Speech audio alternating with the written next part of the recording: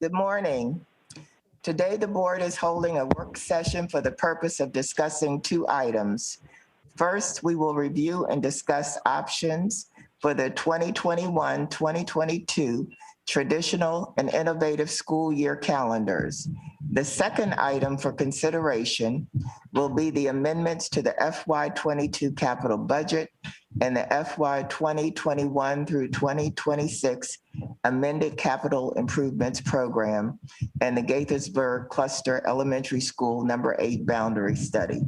Board members will have the opportunity to recommend alternatives to the superintendent's recommendations and pose questions regarding these facilities and boundary issues. If board members wish to identify any alternatives today, they should do so through a motion. If there is a second, a vote would be taken after a brief discussion of the alternative. It will require 5 votes to place the alternative before the public for comment, along with the superintendent's recommendation. If the alternative is adopted by the board, staff will notify the affected community so they may testify to the superintendent's recommendation and the alternative. If a public hearing is needed, the date will be determined and announced shortly after the work session. Community members may also make their views known to the board by emailing us at boe@mcpsmd.org. Your comments will be viewed by all board members for their consideration. Again, a public hearing will only be held if additional alternatives are offered today. Otherwise, the board will take final action on these matters on March 23rd. As you can see, we are holding this meeting in a hybrid format. 5 board members are here with us in person, and 2 board members are joining us via Zoom. I'd like the board members to introduce themselves. I'm going to start with our board members on Zoom. Dr. Daka.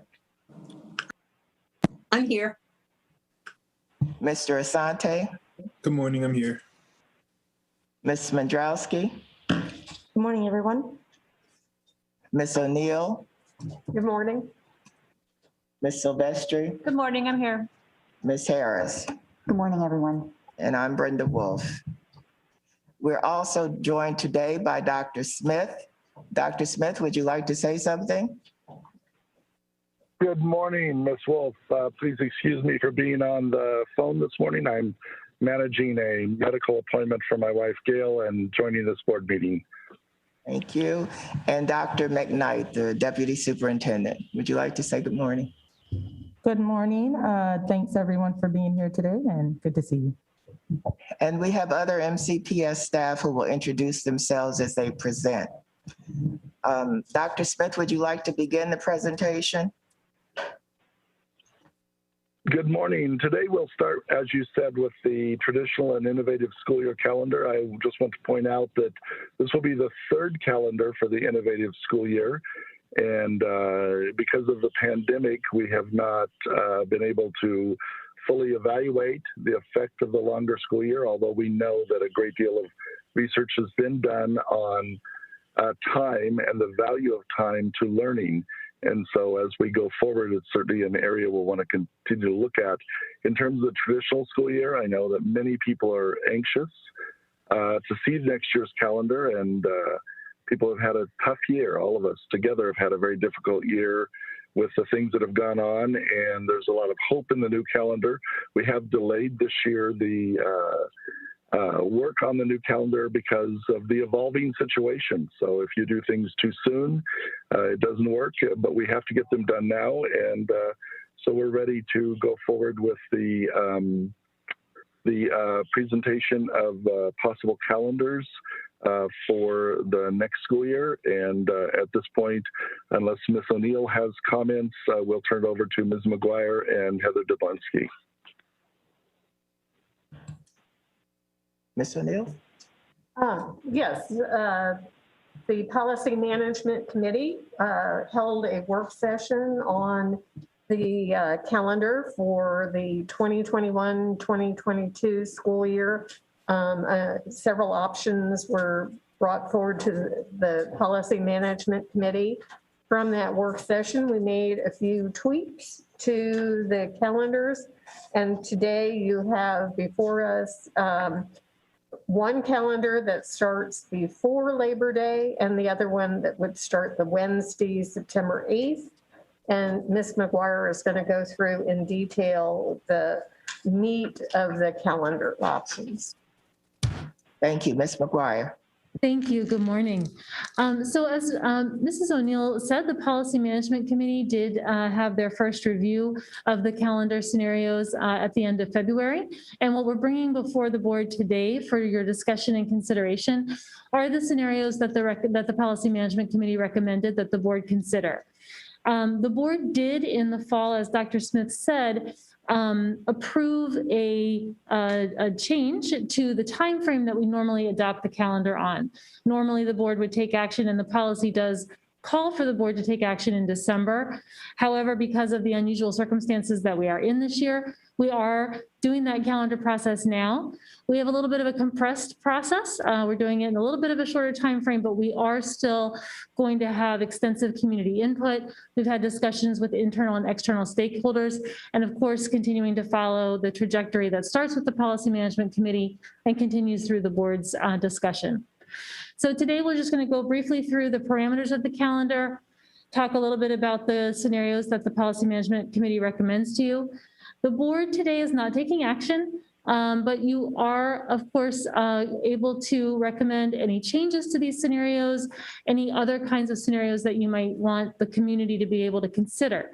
What we'll do at that point is take the scenarios that the board wishes for consideration. We'll take those out to the public to have a broad feedback process, and then we'll bring that back to you, a recommendation for your action at the end of March, at your March 23rd meeting. So if we can go ahead up to the slides, please. And the next slide. So of course, for the 21 to 22 school year calendar parameters, we're working with a lot of the same parameters that we have had before. The state requires a minimum of 180 instructional days. The MCPS calendar, of course, includes 182 instructional days. We do like to have a little bit of additional instructional days to work with, and it does help us in case there are any contingencies during the year. COMAR, the state regulations do still require that school systems identify contingency closure days for inclement weather or other emergencies.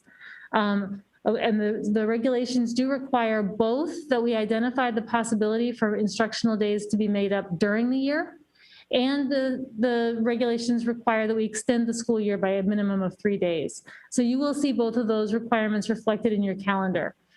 Of course, we do know that certainly the opportunity to have virtual learning will hopefully minimize the number of closures that we need to have. Nonetheless, we still want to be able to have the ability to close in case there are really extraordinary circumstances or the board determines that an emergency warrants a closure for any reason. We will have that ability to have a school closure for those reasons if necessary. Next slide, please. I won't go through all of these days, but these are the parameters of the days that the state law requires schools to be closed.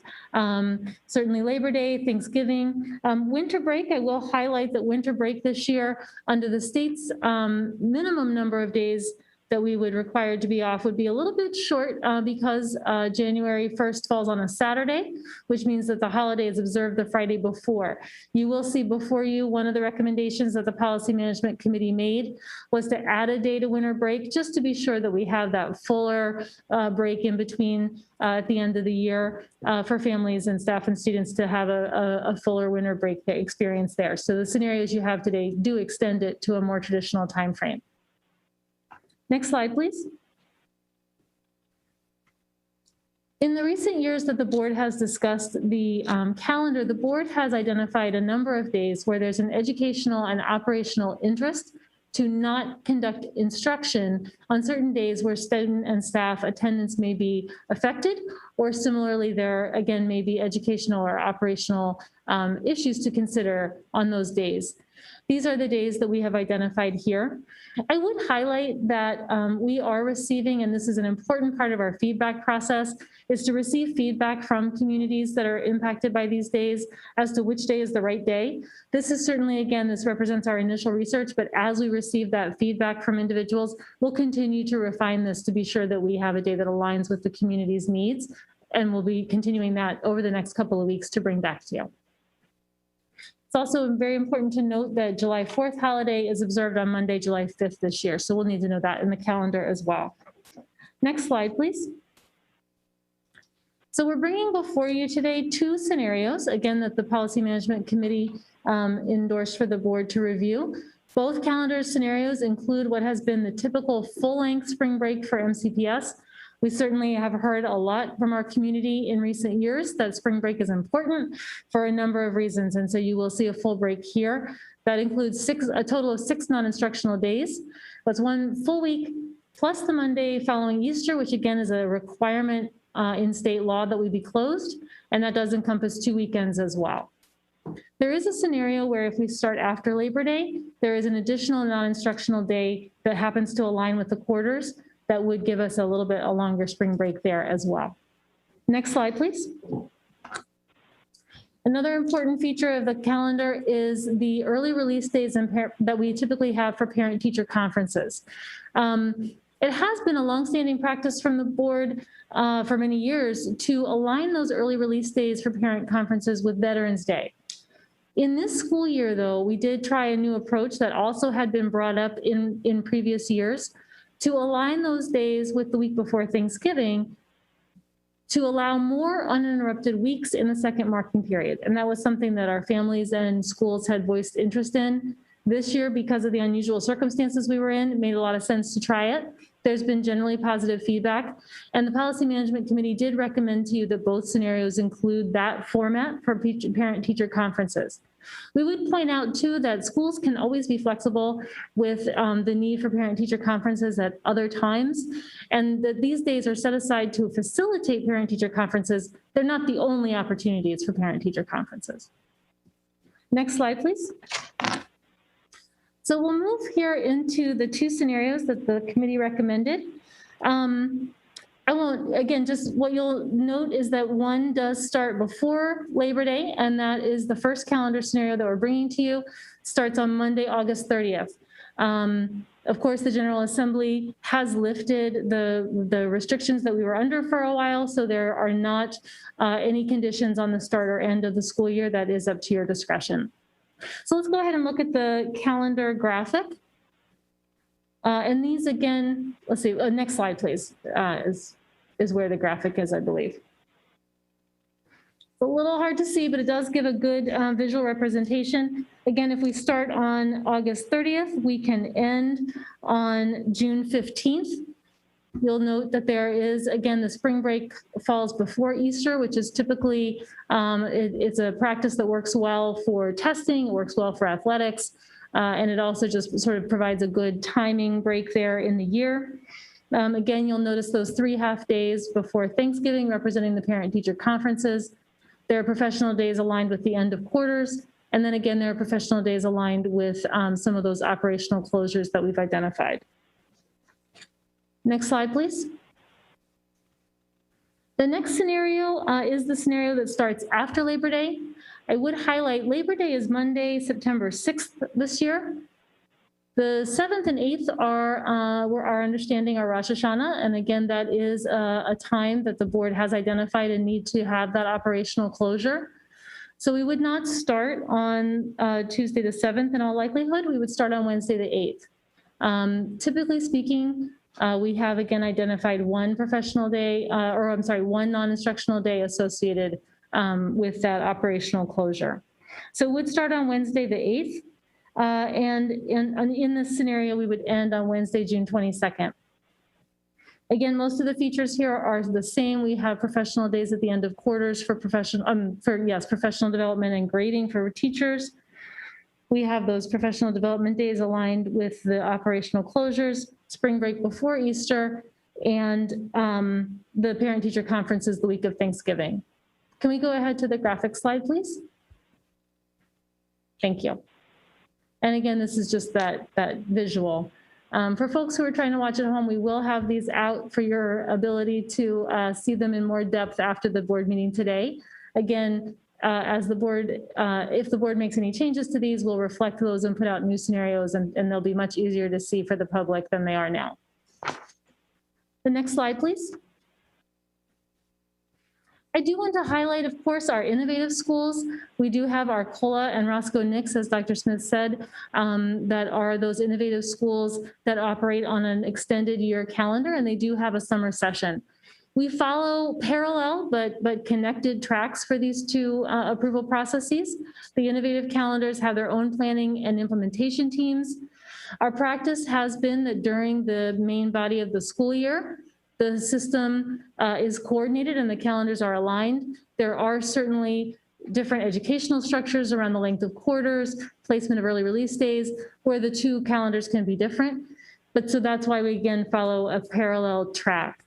I do want to highlight one point of discussion around the innovative calendars that they are discussing in their implementation team.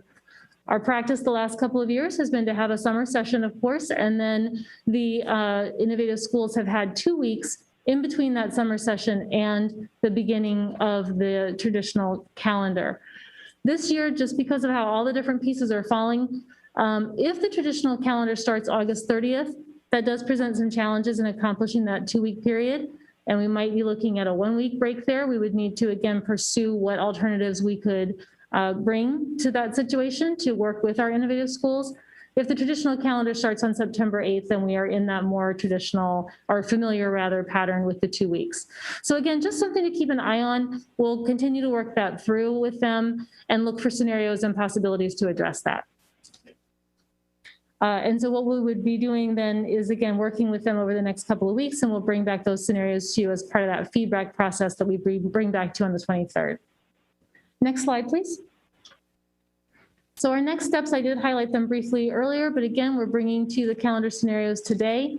We will spend the next 2 weeks, almost 3 weeks, soliciting and receiving that feedback from public comment and from stakeholders, and then bring both the traditional and innovative calendars to you on the 23rd for adoption at that time. And now I would just open it up to discussion and any questions or other adjustments that the board would like to make. Thank you, Ms. McGuire. Very good presentation. As you know, my interest is in getting a snow date put back on the calendar for the kids, at least one. Do we have any questions? I'm going to go to our folks on Zoom first. Dr. Docker, do you have any questions? No, I don't have any questions. Thank you. Mr. Asante? No questions. I just want to echo that we should try and maintain the tradition of having snow days next year if possible. Everybody's got Ms. Mandrowski. Nope, I will just echo that as well. So how many days do we have in here that would be considered potential snow days, just to clarify? We've got plenty to work with. We absolutely do. So a number, again, we're required to do 2 things, and one is the ability to make up days during the year. Our calendar does have some days built into it that count for making it up during the year, and that's so we have some cushion there. We also could use 1 or more of the professional days that are in there. We could pull those back into the middle of the year if we needed to, and there is always the possibility of extending. But even before we get to extending, we have a couple of options to work with. Okay, thank you. Ms. O'Neill? Yes, well, while the conversation right now is, do we begin on August 30 or do we begin September 8th?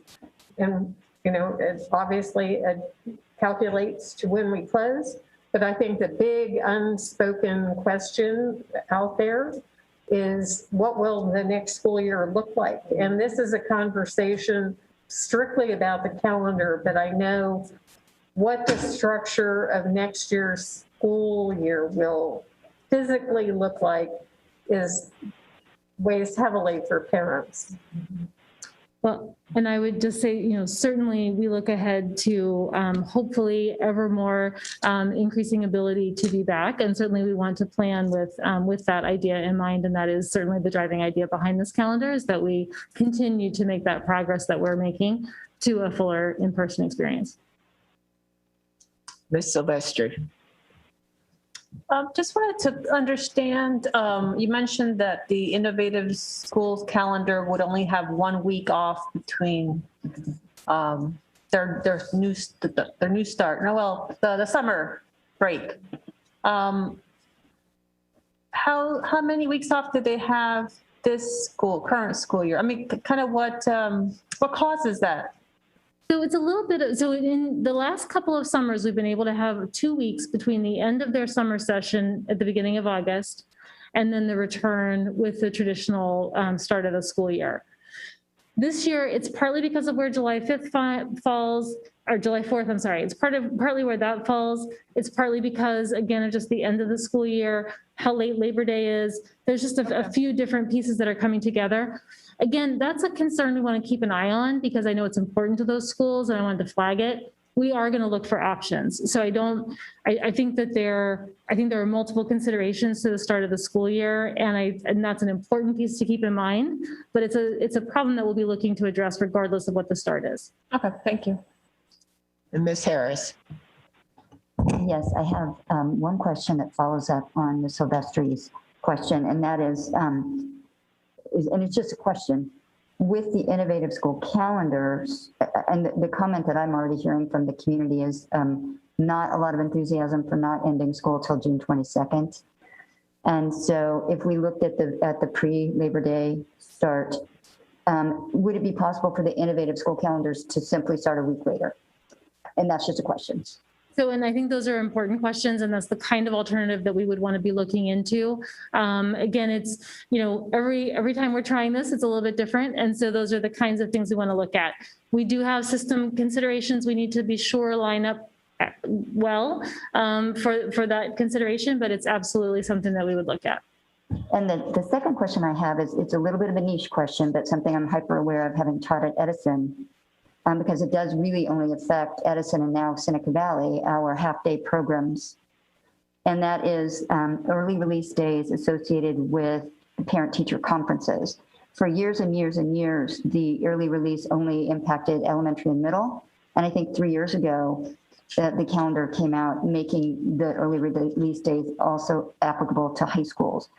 And I just want to observe that every early release day on the calendar has a unique and real impact on the instruction at Edison, because that means our AM students get instruction and our PM students don't. And when you look at, this, calendar with the early release days for parent-teacher conferences also applying to high school, that adds up to between 5 and 6 days in which AM gets instruction, PM doesn't, and it's very difficult for instructors to keep everybody moving forward because we need to get all of those students to the same end goal.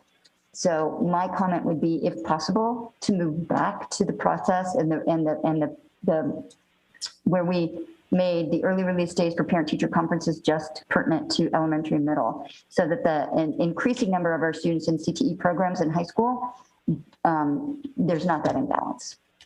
And so it's an interesting point. As you mentioned, that was a practice that changed a number of years ago. It was actually an interest expressed by the board explicitly to do that. I will comment, though, that it was also in a different context at that point as well. We, again, had a different set of variables that we were working through with the calendar, including those bookends on the beginning and end of the year, which just put a different lens on the conversation. So again, that was a board interest, which is why we've continued to follow it. It is something that if the board is interested in us getting feedback on, we could do that. Okay, thank you. Dr. Smith, do you want to continue?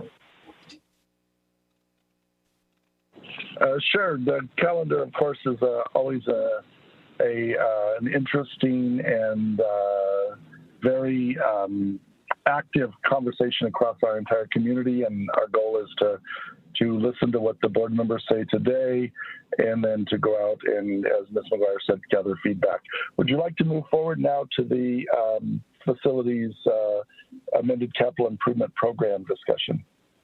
I just wanted to piggyback. Just a moment, Ms. O'Neill has something. On Ms. Harris's point, if we're going to get comment about whether high school should be off or have those half days the week of Thanksgiving, we should put that out now as a point of clarification or comment from parents. So I don't know whether you want a motion or on that subject or just include it as part of this process, but I think it is worth it to get community feedback. I think so. Again, I appreciate that, Mrs. O'Neill, because I think if it is generally an interest for feedback, we would be happy to include that if that's sort of the sense of the board. Yeah, I don't think that we would need a motion. No. Because we're not voting on anything. Also, because I think we already moved as a full board, like it was either last year or the year before, that we would do it that way unless we heard differently. Isn't that right? Yes, that was the board's direction. And again, we have continued that practice as a result of that action. We certainly could, we certainly could ask for feedback on that issue if the board is interested, and then just bring that back as part of the discussion that we have on the 23rd. Right. Thank you. Okay. So I'm sorry, just to clarify before we move on, then we will move forward again. These calendars get feedback on the primary elements of it, include that aspect of our questions, and then bring those back. Is that? Thank you. Okay, you want to continue? Dr. Smith?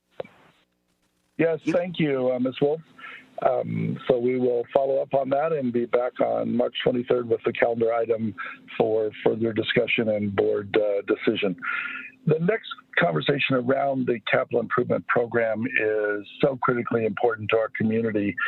And one of the conversations that happens a lot and questions and debates is, why doesn't MCPS get all of the money that it should get in terms of its share of state school construction funding? And certainly in my 20 years being involved in this conversation in another school system at the State Department of Education and in the last 5 years in Montgomery County, we do not get a commensurate share in Montgomery County of the state funding of what we spend. One of our goals today is to explain very clearly to the community and to our elected officials and others why that is. And I know the board members know and understand this. Some of the board members could teach a class about this in a master's program, but I'm going to explain it for the sake of the community. And then Ms. McGuire, Ms. Karen Mijas, and Mr. Adams are going to go do a deep dive with you on it. And it's a very simple question. And that question is, do we want to follow the state rules for building schools? And they would be smaller, they would have fewer community amenities, and they would not provide programmatic spaces for everything we do in Montgomery County Public Schools. That's what they would be if we followed the rules. Or do we want to build the schools that we have been building and continue to build schools that we have been building that do have that community space, that are larger and allow for class size reduction, which is one of the really important points you'll hear today, and other special kinds of programs. And they allow for the arts programs and the technical programs and all of the other programming that this county has valued for many, many decades. And so that really is what it comes down to. The state has had a set of rules that has been pretty restrictive over the years. During the last 5 or 6 years, those rules have become even more restrictive. And we're going to show you some concepts and some layouts today that explain clearly why, if we follow the state rules, we'll actually get the percentage of money the state says we should get. If we don't follow the rules, and we build in a more fitting way to our programming and our school needs and our community needs, then that drives down the percentage of money we get because we spend more money. We get the same amount from the state no matter what, but the percentage of the money spent obviously would go down if we're spending more local money. I'll remind everybody that Montgomery County Public Schools consistently forward funds its projects.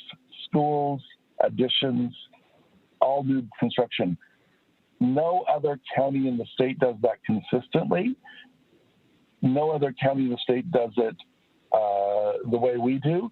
And virtually all of the other counties in the state, as well as Baltimore City, don't do it at all. So we spend more money on schools and facilities, and we pay for it up front, and then we go back to the state and we ask for a reimbursement, which also has an effect on what happens with their rules and our decisions. I certainly would advocate that we continue doing what we're doing, because I believe that one of the real benefits in this school system are the facilities that we're able to provide. And I know many people are saying right now, well, wait, my school's a lot older than other schools.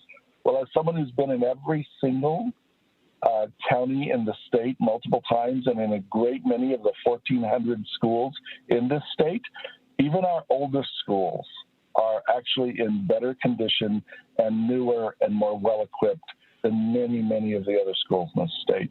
And so I, of course, am going to advocate to the board that we keep doing what we're doing, and that the place we could go at this point would be to our legislative delegation, because that's where the rule that would have to be changed.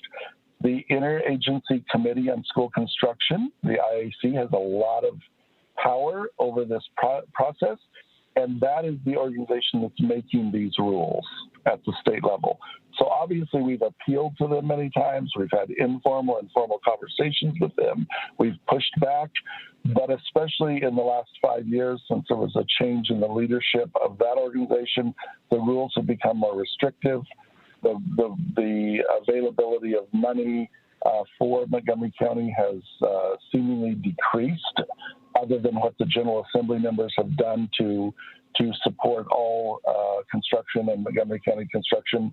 Senator King has done a lot to support our overcrowding circumstances and others in the General Assembly.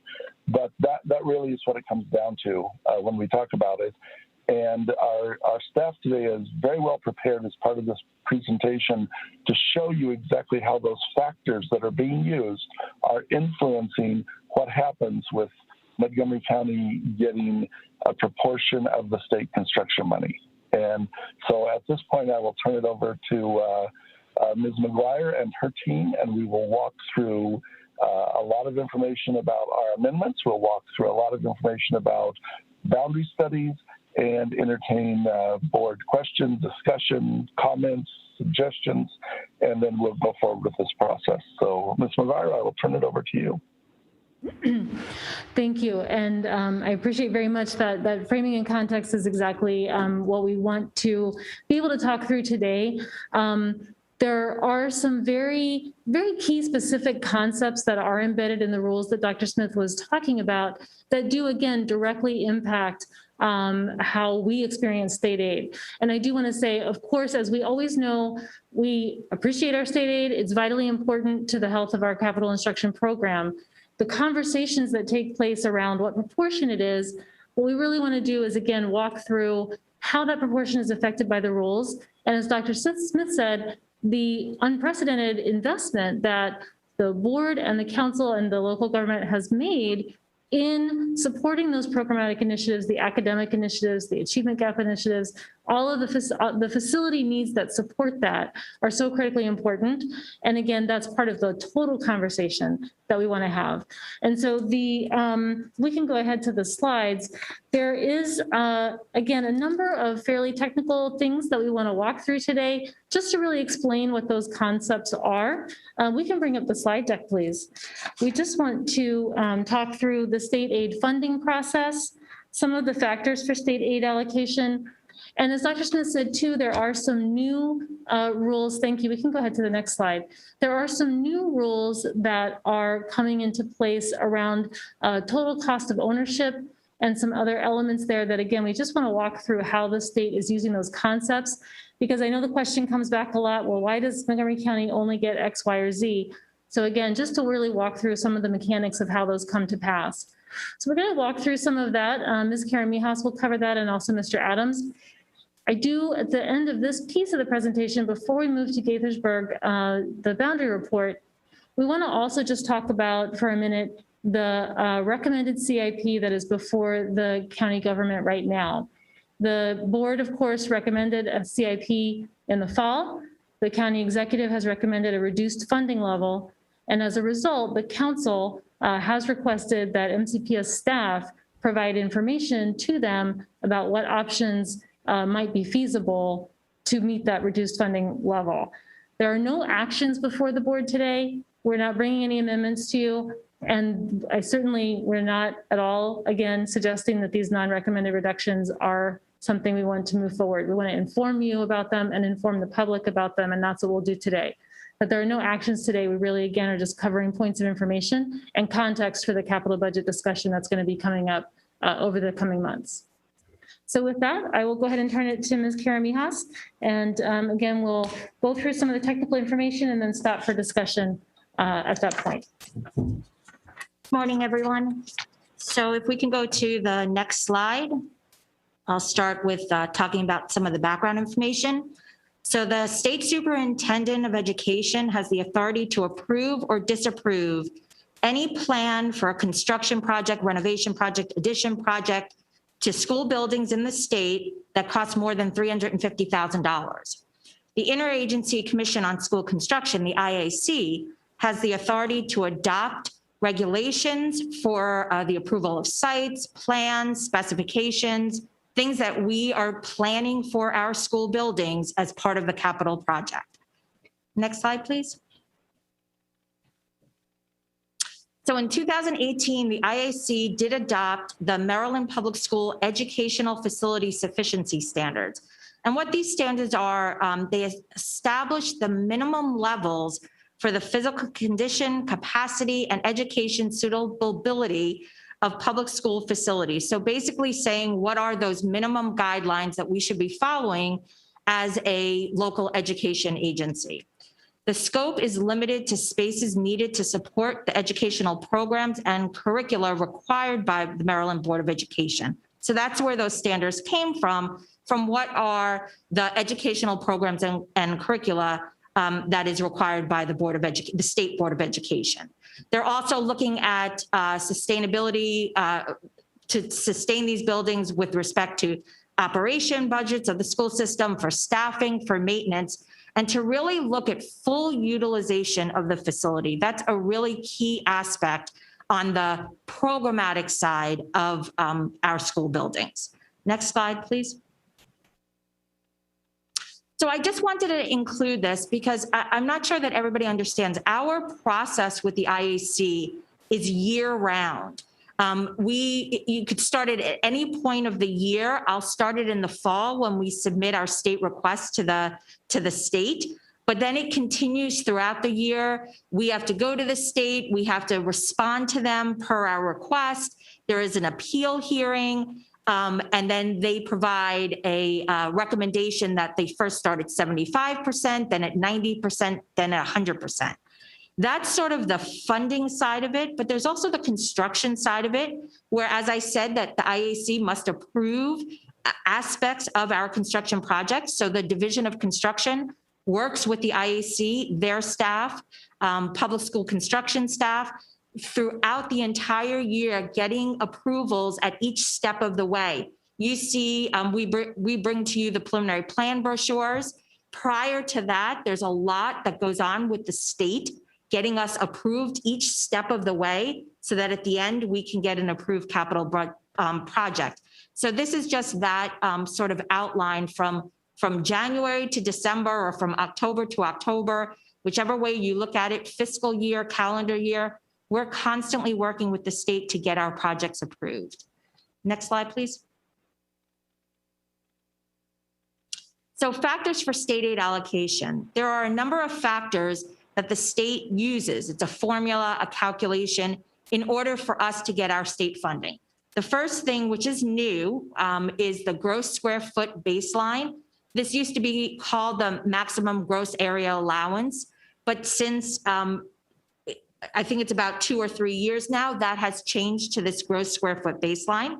They also do look at adjacent schools to determine if there's available capacity.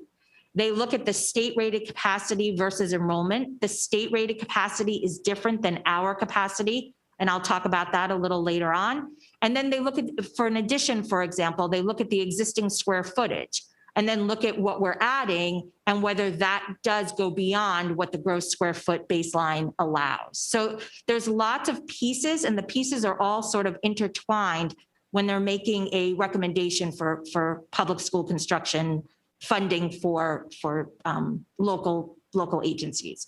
Next slide, please. So first is the gross square foot baseline. The total gross square foot baseline determines state funding participation and is based on traditional practices in facility space allocation. That is how the state came up with these guidelines. It's intended to support all spaces required to deliver the educational program required by the state. Again, sort of going back to the previous slide. It's intended to encourage multiple uses of spaces and other utilization maximizing strategies to reduce facility size and the long-term cost of ownership. And Mr. Adams will be talking about the cost of ownership and what that means. What's that new requirement or that new look from the state? But the state is definitely looking at using multiple spaces to try to maximize the building. A school system may challenge the gross square foot baseline on a case-by-case basis through an application process. And we would have to provide sufficient information to the IAC to determine whether or not they would grant us a waiver to build bigger than what that gross square foot baseline actually is. Next slide. So here's examples of the gross square foot baseline. This is it at the state. This is the guidelines that they use. So for a 750 school, and let me just pull mine up because I can't see that far. So for a 750 school, it's 84,000 square feet. So if we have, and we do 740, 750. But so for a 740 square foot student capacity school, what the state is saying is that that gross square foot baseline should be 84,000 square feet. The state is not saying what we should be building, but that the maximum we should be building is 84,000 square feet. At a middle school, I highlighted a 1,200 capacity middle school. That's what we basically are building now. That's 156,000 square feet. And at a high school, I highlighted the 2,200 capacity school. That's 330,000 square feet. So these are the baselines that the state uses when we put in a request, for example, for a new school, for an addition, a major capital project, et cetera. Next slide, please. So for it, just to sort of put that gross square footage in context, a standard classroom that we build is about 1,000 square feet. It's 900 square feet for the space, but we count 1,000 for the walls, for the infrastructure. So if you think about just in general, 1,000 square feet a classroom. And this does apply across the board at elementary, middle, and high. Certainly there are some classrooms like a science lab or a multi-purpose lab that may be bigger, but this is sort of your standard classroom. An elementary school gym that we build is about 4,000 square feet. And an elementary school cafeteria that we build is also about 4,000 square feet. So this just puts it into context for the examples that I am now going to give below. So the first example we have is Snowden Farm Elementary School. That school was built in 2019. We built it, it is as you can see, it's 92,366 square feet, which is 8,000 square feet more than what the state's gross base area would allow. Again, for a 740 school, it would be 84,000 square feet. So it's about 8,000 square feet more. So again, if you look at those examples, how many classrooms would you have to remove in order not to have, to be in line with what the state is saying for a 740 school? You could make it each classroom smaller. How do you get to its trade-offs? How would you get to that 8,000 square feet if you wanted to build it to the state's guideline? And again, just to be clear, the state doesn't say you should build less classrooms or this smaller. What the state says is, this is what the gross square footage is. Next example, Brown Station Elementary School. This is a class size reduction school. Again, it was opened in 2017. It is 113,998 square feet. It does include a daycare and linkages to learning, and we do get square footage from the state to allot for those community uses, but the total is only 3,000 square feet. As you can see, this building is 29,000 square feet larger than what the state would consider for a 740 school. And so again, the example could be, at 900 square feet or 1,000 square feet for a classroom, you would need about 13 relocatables to address the overbuild, or what the state would consider that overbuild. You can consider, again, trade-offs. Do you put all the community use in there? There's all kinds of trade-offs that you can consider. But again, that would be the overage of Brown Station, about 29,000 square feet. Can I ask a quick clarifying question? Go ahead. Sorry, I'm not sure exactly how to say it, but to get the extra square footage in there, couldn't we just say we're building it to 950 capacity, or how do they measure what capacity? So you can't do that. So that would be great, but the problem is that they look at our enrollment, and the school, what you're building has to be justified by the enrollment that you have. And actually that's in a couple of slides down, and we'll talk about that as well. So if we're only building locally for a capacity of 740, then that 740 is 84,000 square feet. If we said we were building at 900, we would have to justify that there are 900 students to accommodate, and that we're actually building a building of 900 students in order to get that funded. Okay, and we couldn't just say we have smaller enrollment and Ms. Podolsky? Yeah. Ms. Podolsky, this is Jack. If we go back to the statement that Ms. McGuire and Ms. Kermias made at the beginning, that's really important. This is a year-round process, and every single, as someone who sat on the other side of the table, I've been through this, on both sides of this. We have to submit every single piece of paper. We have to submit every bit of our enrollment data for the entire system, for the cluster, for the region, because they may say to us, you not only don't have 950 students, you're not going to build a school for 740, you're going to build a school for 520, because you could move 220 students to these two schools 5 miles down the road. So that's when we talk about the year-round process. That's the depth of detail and involvement in this the state has if you want to get one single penny back for that project. And I really can't overstate how involved they are and how they demand to see every single piece of information. And actually, that's a really important point, and we're going to circle back to the enrollment piece in a moment, because as Dr. Smith is saying, they do monitor very closely each of these, even to sort of program use, and how many classes do you have in a room and how many times are you using it, which really comes down again to programming. It's what our investment is in the program more than the facility. But that's, I think, to the other point that, again, Ms. Kermias and Dr. Smith are making, the state, so, about class size reduction. Class size reduction is an important priority for the board. It has been, it's been an important priority. It's been supported by the council. That requires a space. It requires more space. The state's position isn't to say no, but the state's position is we're not going to pay for that, right? So that's, they are saying this is the limit of what we determine, the state determines to be eligible costs. If you want to build something else, go ahead, but it's not, and so that's sort of the difference here. And again, that's where we want to talk about the eligibility. And when people talk about the proportion of our projects that aren't covered by the state, some of that is because of the nature of our jurisdiction and the wealth formula. Some of it is because of, again, those additional programmatic or facility decisions that we're making that the state just doesn't determine to be eligible. And I think what we wanted to sort of show here is sometimes when the state or different people say, well, Montgomery County schools are too big, what does too big mean? What does it look like? What is it that's too big? And I think, our point is just that, again, those are decisions that we can make around what we're including in our buildings and why.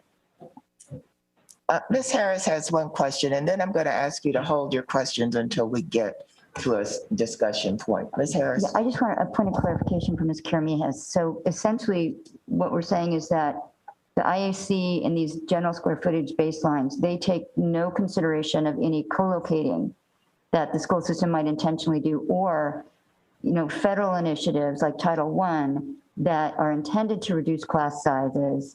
And as Ms. McGuire has said, which means you need more classrooms.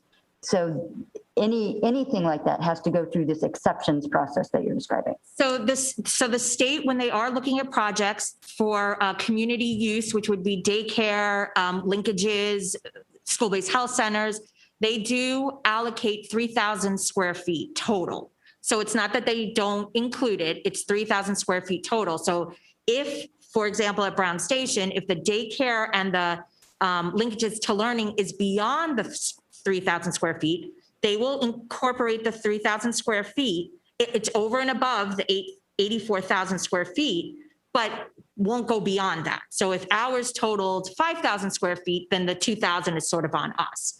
But they do acknowledge a community use space. The other, I'm sorry, Ms. Harris, your other question was about class size. So like a class size reduction, they do not take into account those types of initiatives that local education, school systems do. So again, in the case, if you could bring back up the slides too, in the case of Brown Station, one of the issues why it is bigger is because it is class size reduction, and it is a big school. It is our 740 school. It is the largest that we really build for the most part. And so part of that largeness, the 113,000 square feet, is to provide the class size reduction that is supported by the county. And that is not acknowledged at the state level. Types of programs like that, magnet programs that we may look at middle schools, all those types of things, it would then be incorporated as part of the 84,000 square feet, not beyond the 84,000 square feet. Thank you. You want to continue? Okay. So next slide, please. So again, we just want to go through middle and high school as well to give examples. So at the middle school level, Tilden Middle School, we just opened it this past fall. It's a capacity of 1,216 students. Again, so if we look at that 1,200 gross square foot baseline from the state, it's 156,000 square feet. Tilden is 168,804. So it's a difference of 12,000 square feet. Again, looking at the examples, what does that mean? What would the trade-offs have to be if you build within that baseline? And finally, Wheaton High School was opened in 2016 for a little more than 2,200 students. That gross area baseline would be 330,000 square feet from the state. We have it built at 373,825 square feet. So again, a difference of about 43,000 square feet. We do have some notes about Wheaton High School. That additional, that gross square footage does include, it's without the shell build out. It reflects just that 330,000 square feet. The 43,000 square feet represents 22 teaching stations that potentially would not be available if we build within those guidelines. All classroom spaces are currently utilized at Wheaton High School. So it would represent the need for, 22 relocatable classrooms if we built it to those guidelines. Or again, other examples, that the state does, say, again, the state says this is the gross square footage, but doesn't require us to take away classrooms or something else. So what does that look like? It can mean a smaller cafeteria, it can mean a smaller auditorium, it can mean smaller classrooms, again. Do you want to? Good morning. I just want to add just one piece to this, just for really real world situations here. We're talking about new schools, but I would flag a school like Clopperville Elementary. And this one jumps out at me because we are really struggling with space. It's a class size reduction, Title I, there's staffing involved, there's program involved. The building is actually directly in line with the state's guidelines for square footage. And we are struggling with 7 or 8 portables on that particular site. So this isn't necessarily about only new schools and what some would consider us building Taj Mahal type buildings. This is real world space challenges that we're seeing that are involved in these standards. So there's a big funding component to it, but obviously when we're trying to, staff, we're trying to provide these spaces for students and teachers. It is real world, and it's happening at many of our schools. So that's just a perfect example of how Title I, how class size reduction really impacts, what the state says versus what, we're actually doing here. So it's not a theory. It is real life in person type of challenges that we're faced with. Okay, next slide, please. So here is a second component of what the state looks at when they're doing their calculation for state funding. So the first is the gross square foot baseline. The second thing is adjacent school calculation. So what the state does is when we put in for a project, and this is for any project, whether it's a new school, it's an addition, a major capital project, any capital project, they look at what the state rated capacity is. And again, the state rated capacity, we have what we call local capacity and a state rated capacity. And the perfect example between the two is an elementary school that has class size reduction. So we count our capacity differently. We count it at K through 2 at 18:1. The state counts kindergarten at 22 and regular at 24. That doesn't change for a class size reduction school. They have the way they calculate the capacity and the way that we do. So in that case, when the state is looking to fund us, they don't use our local capacity, they use their state rated capacity. So again, you can see the form at the top, and I'm just gonna flip to mine so I can actually see it. So here you can see, the requested school, for example, has a state rated capacity of 486, and the enrollment in the last year is 536 students. So in this scenario, you can see that what the state is saying is that's over 50 students. They also are looking for all adjacent schools. Any school that is adjacent, they want to see the state rated capacity and also their last year, the 6th year, which actually for them is the 7th year, but it's the 6th year enrollment projection. So if you go down, and I just use these as examples. So if you see school A at the last column to the right, you can see based on the state rated capacity and the last year of enrollment, that's the way they do it. There's 17 seats available. If you go down to school B, there's 74 seats shortfall. They're overutilized by 74. School C, which happens to be a class size reduction school, has 78 seats available. Now, the reason why that school may have showing 78 seats available is because they're using the state rated capacity that doesn't acknowledge class size reduction as opposed to the local that does. So that school on the local side could actually be overutilized. But from the state's perspective, it isn't, because it isn't acknowledging the class size reduction initiative that we do here in Montgomery County.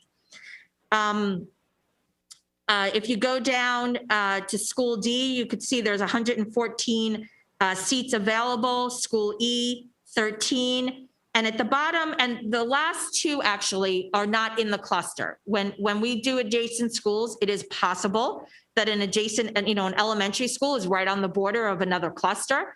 So there could be adjacent schools that aren't within the cluster. So we provide them adjacent schools, whether they're in or out of the cluster. And you can see here, based upon that available capacity, they are saying that we should be building this school at 388 students, not the 536 students that are actually at the school. And the reason is because they're using that adjacency as available capacity. But the reality, and as Seth talked about, what is reality and what actually is on paper are two very different things. So for example, and this actually is not a school, the example that I'm providing is not a school that we're building a new school and we're going to do a boundary study. It's an existing school that we're doing a major capital project. So we're not looking to expand the building. We're not looking to bring students in. We're actually looking to just accommodate the students that are there. And what this is saying is you can't quite do that because you have this available adjacent capacity. And so again, if we were going to fall within those guidelines, we would look to do potentially a boundary study to move some of these students out of this school into these other schools. And for example, if you look at school A, there's 17 students available. We wouldn't be doing a boundary study. We wouldn't consider a boundary study to move 6 kids, because again, even if you move 17 kids, you're now filling up that school. And again, the reality on the ground is, if you look at, school C again, that's class size reduction, they're saying that there's 78 seats available, but the reality is, again, on the ground, there may be no seats available because it's a class size reduction school and we're using the capacity differently. So this is another factor. This is another part of the state's calculation to determine what state funding we could potentially receive. And it does, and as I said in the last bullet here, the adjacent capacity is counted against us in many instances. Now, it could be flipped the other way, where an adjacent school is 200 students over, but if we're not doing a boundary study, it doesn't help us because we're just building to what we're building for that school. And where it does hurt us is when there's available capacity, especially in very small numbers. It is not that we don't do boundary studies. People think we don't do boundary studies. We do boundary studies all the time. But there's a reality to that. When there's 17 seats available, you're not going to do a boundary study and move 6 kids.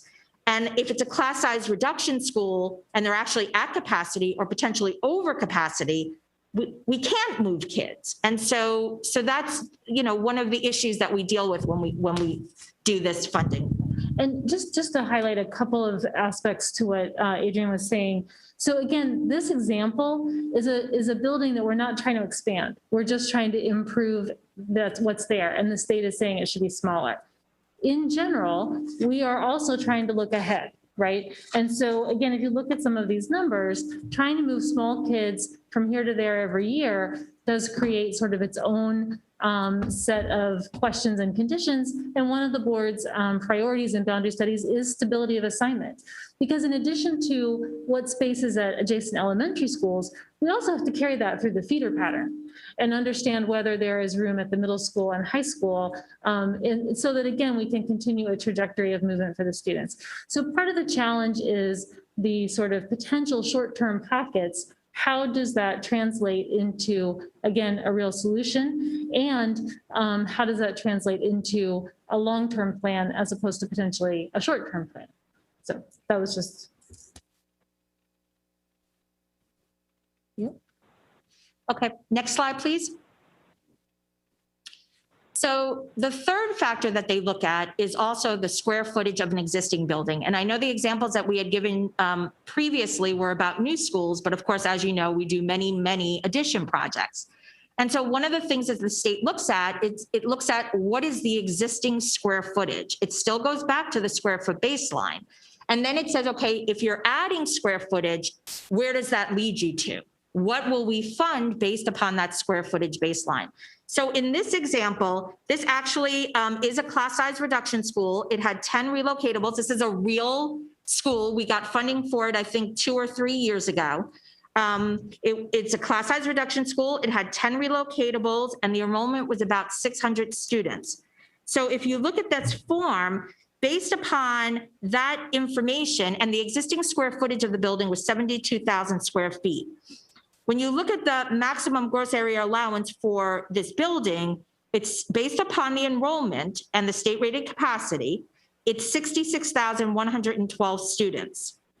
Because that number is below what the existing building was, because the state is now saying the building is already too big, the state did not give us any funds for the construction of this addition project. They gave us no funding. The only thing that they gave us for, if you look at the bottom of the box, we did do some renovation work to existing square footage, and that they paid for because it was renovation to existing square footage. But to make the building larger, to accommodate our students who were in relocatable classrooms, they did not give us any funding for that at all. And that is, again, based upon, and again, this was a little older, it's based upon that maximum gross area allowance, but it's, again, similar to the new gross square foot baseline. So again, it's sort of another way that the state looks at our projects and whether or not they will fund it, and then by how much they will fund. All right, next slide, please. So I know that's some very dense information, but I do need to talk about just why we're having this conversation. I mean, this is really the state process and looking for a state share has been a long-term discussion, but we really do need to sound some alarms here, and we need to sound those alarms because of the current environment. You look at the local side. We're going to talk about this next. A $50 million reduction in the board's request to the CIP. So locally, we're challenged at funding. The state, you're going to see legislation coming through that incentivizes school districts to meet their guidelines. You're going to have a lot of the public, you're going to have a lot of legislators that say, why would you not take advantage of that?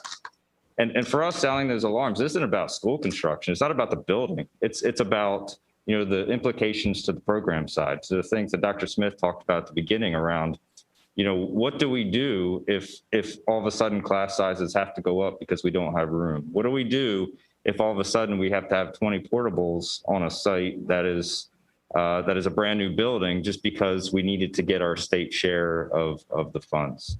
So really today is sort of sound the alarm that some of that rhetoric about MCPS or Montgomery County building these massive Taj Mahal buildings, it's truly not factual.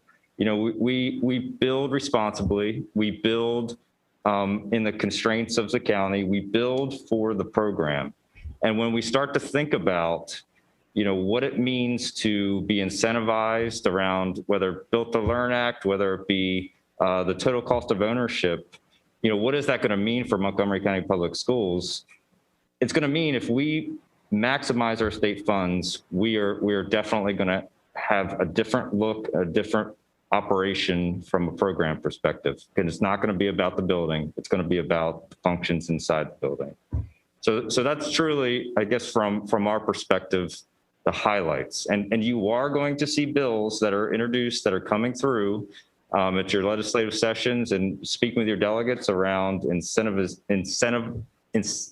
money that is incentivized based on what Adrian is talking about. One such bill is around total cost of ownership.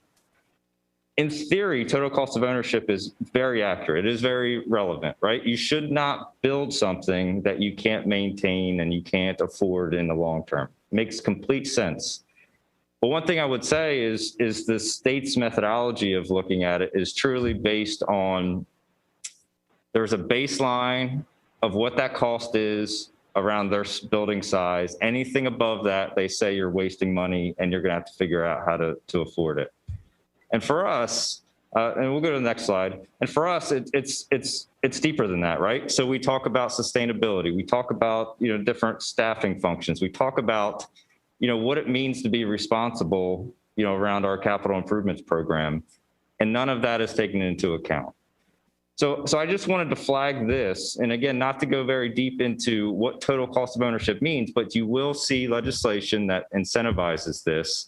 And I just want you to understand that in order to achieve those incentives, achieve that money, it means we're going to have to move away from some of the things that we're accustomed to in our buildings and those spaces that support our students.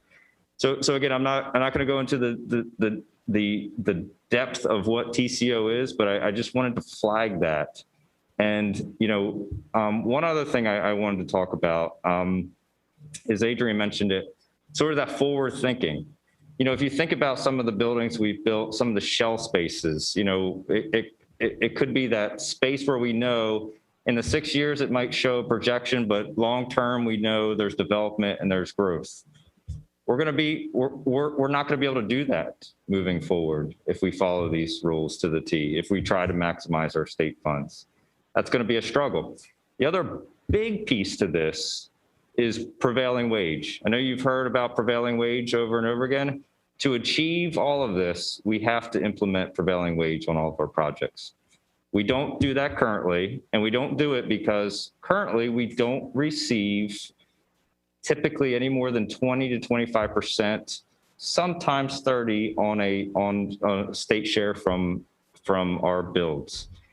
The cost to increase in prevailing wage is about 20%. So locally, we're going to have to fund much more to do prevailing wage in order to get a little bit more from a state perspective. Again, why that's important is that there's increasing legislation that keeps coming out that's really going to make it very challenging for us not to implement prevailing wage. So this next CIP this fall, what you will most likely see is a significant increase in every single project across the board in order to accommodate for prevailing wage. And what that's going to mean is that there's not more local money to fund these things. We're going to have to start thinking about what do we take out of our CIP to do some of these things. So again, today is about us sounding the alarm that there's going to be a lot of conversations in the coming weeks to months around school construction. And for us, this has signs to be significantly impactful as we move forward. So I'll stop with that. And if we can move forward 2 slides, I think Adrian's going to wrap up this portion of the presentation. And actually, yeah, I think, thank you. I think just we can pause on this slide here because again, a lot of these points you've heard from us, and I think we can pause and go to discussion. Really, again, of course, we are appreciative of our state aid. We want to advocate for as much state aid as possible. And we do maximize our ability to receive state aid within the program parameters that we've been talking about. So this presentation, it is again to sort of try to explain the dynamics that we're in here in Montgomery County, and to, as we were saying, sound a little caution about sort of how to continue to navigate that. It's not to disregard state aid. State aid is important. And again, we do take every step to maximize our receipt of state aid and what we're eligible for within these projects. So we want to really emphasize that too, because I think sometimes, again, there's a statement that we don't, but we do within the program priorities and the facility building priorities that we have as directives from, again, our board and our local county. So again, historically, local funding has really made these approaches possible. As we're challenged with local funding, as we're challenged with state funding, this is just the full picture of how we're working to move that forward. So we can pause for discussion. I just wanted to say this is an awful lot of information, and I don't recall seeing this information in time to really get to digest it. And I think that, at least for myself, it would be helpful if we had a briefing on this, because this was an awful lot to take in one day. And I really think that if you're going to have this kind of information, we need this in advance. So I would defer to the group to go for a briefing instead of questions here, because we didn't have the opportunity to review this in advance. Is that all right with you, Dr. Docker and Mr. Asante? It seems to be pretty much the consensus here. Yeah, it would be fine. And I was just thinking, is there a script we could use? Because there's so many details, to have Brown Station have 13 relocatables. We always get that question. Well, if it's a new school, how can you have those? Absolutely. So is it one that you would do now? Go ahead. Well, I think it's also important to have a public discussion about this. The public is not going to hear our briefings. And so I wanted to understand what advocacy could be done. Is that worth pursuing, or has the ship sailed already on this? Some things don't really make sense for any school district, I would think, not just us. And yet we have to comply, like the adjacency. That doesn't make sense. But that's how they do it. And therefore we lose money as a result. So one, we have to comply with the rules, but can the rules be changed? And two, how do other school systems in Maryland deal with this that are maximizing state aid more than we are? So I think, excellent. I'm sorry, Let's start with the first question first. The second part of that question first, Ms. Silvestre.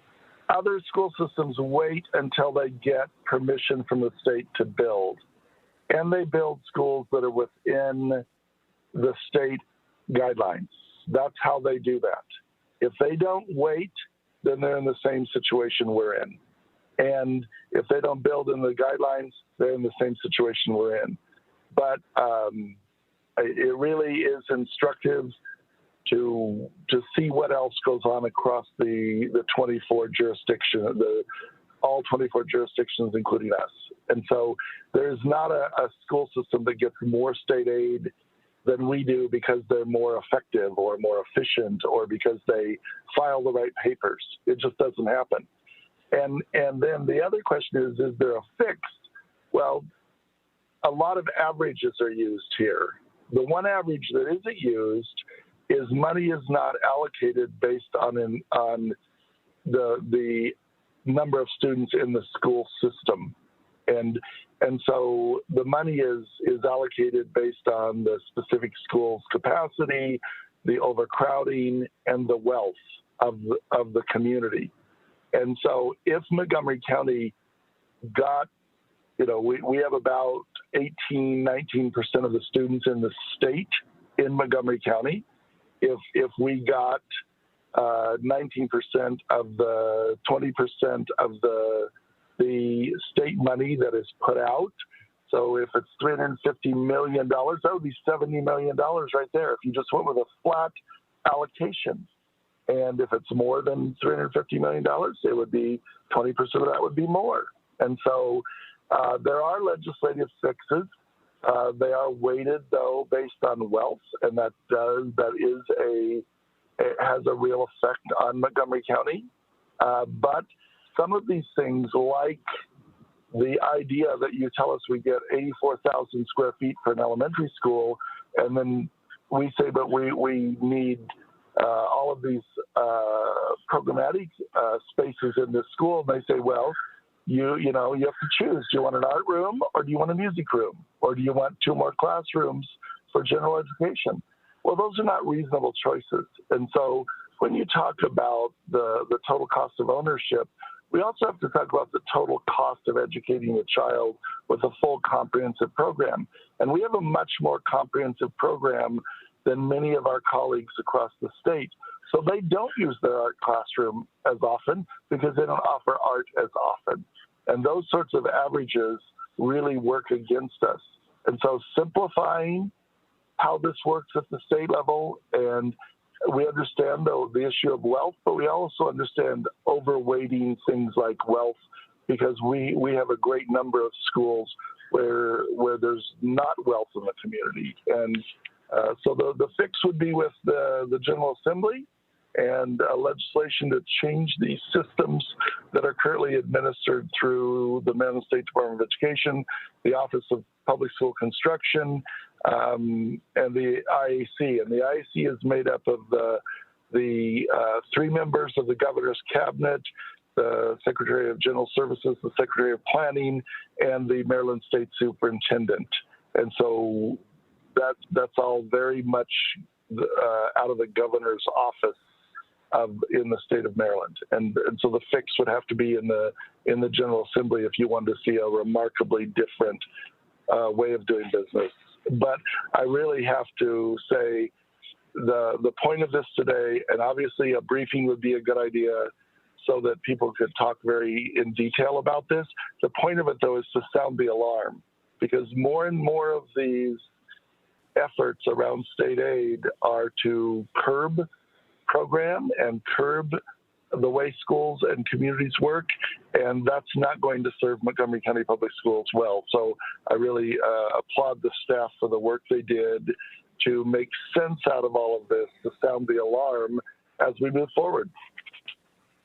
Thank you. Again, I would say it would have helped to have had this information in advance so that we could have prepared and been more prepared for questioning. I saw your light on, Ms. O'Neill. You're Yes, next. well, an observation. I mean, it is important, obviously, for all of us to understand the complexities and the changes that will negatively impact our school construction program. But the people that really have the vote on this are our legislators. It's vitally important that we sound the alarm with them and that they understand the implications of the changes They're all incredibly parochial in their ultimately in their decision making. So if I'm the representative from the Brown Station community, the example that's here, or Copper Mill, or you name it, some school with a shell that we will not be building, that they would potentially advocate with us, but they need to really understand the implications. And while we can have a briefing, I think it's important that this is public, and it's public numerous times, but I don't know, we need to get to them in Annapolis, our representatives, because when it's in their community, they want that school built. There are negative things that will happen. Thank you, Ms. Harris. Yeah, just a question. Those of you who follow these issues very, very closely. So we're just continuing to move through a global pandemic.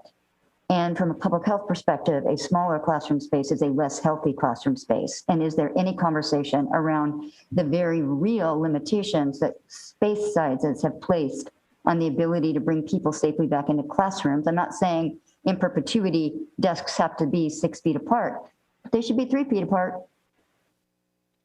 No, I think that's a very important and obviously timely and interesting point. So certainly, again, the rules we're describing to you are in evolution at the state, but do assume sort of normal conditions, whatever those are at the moment.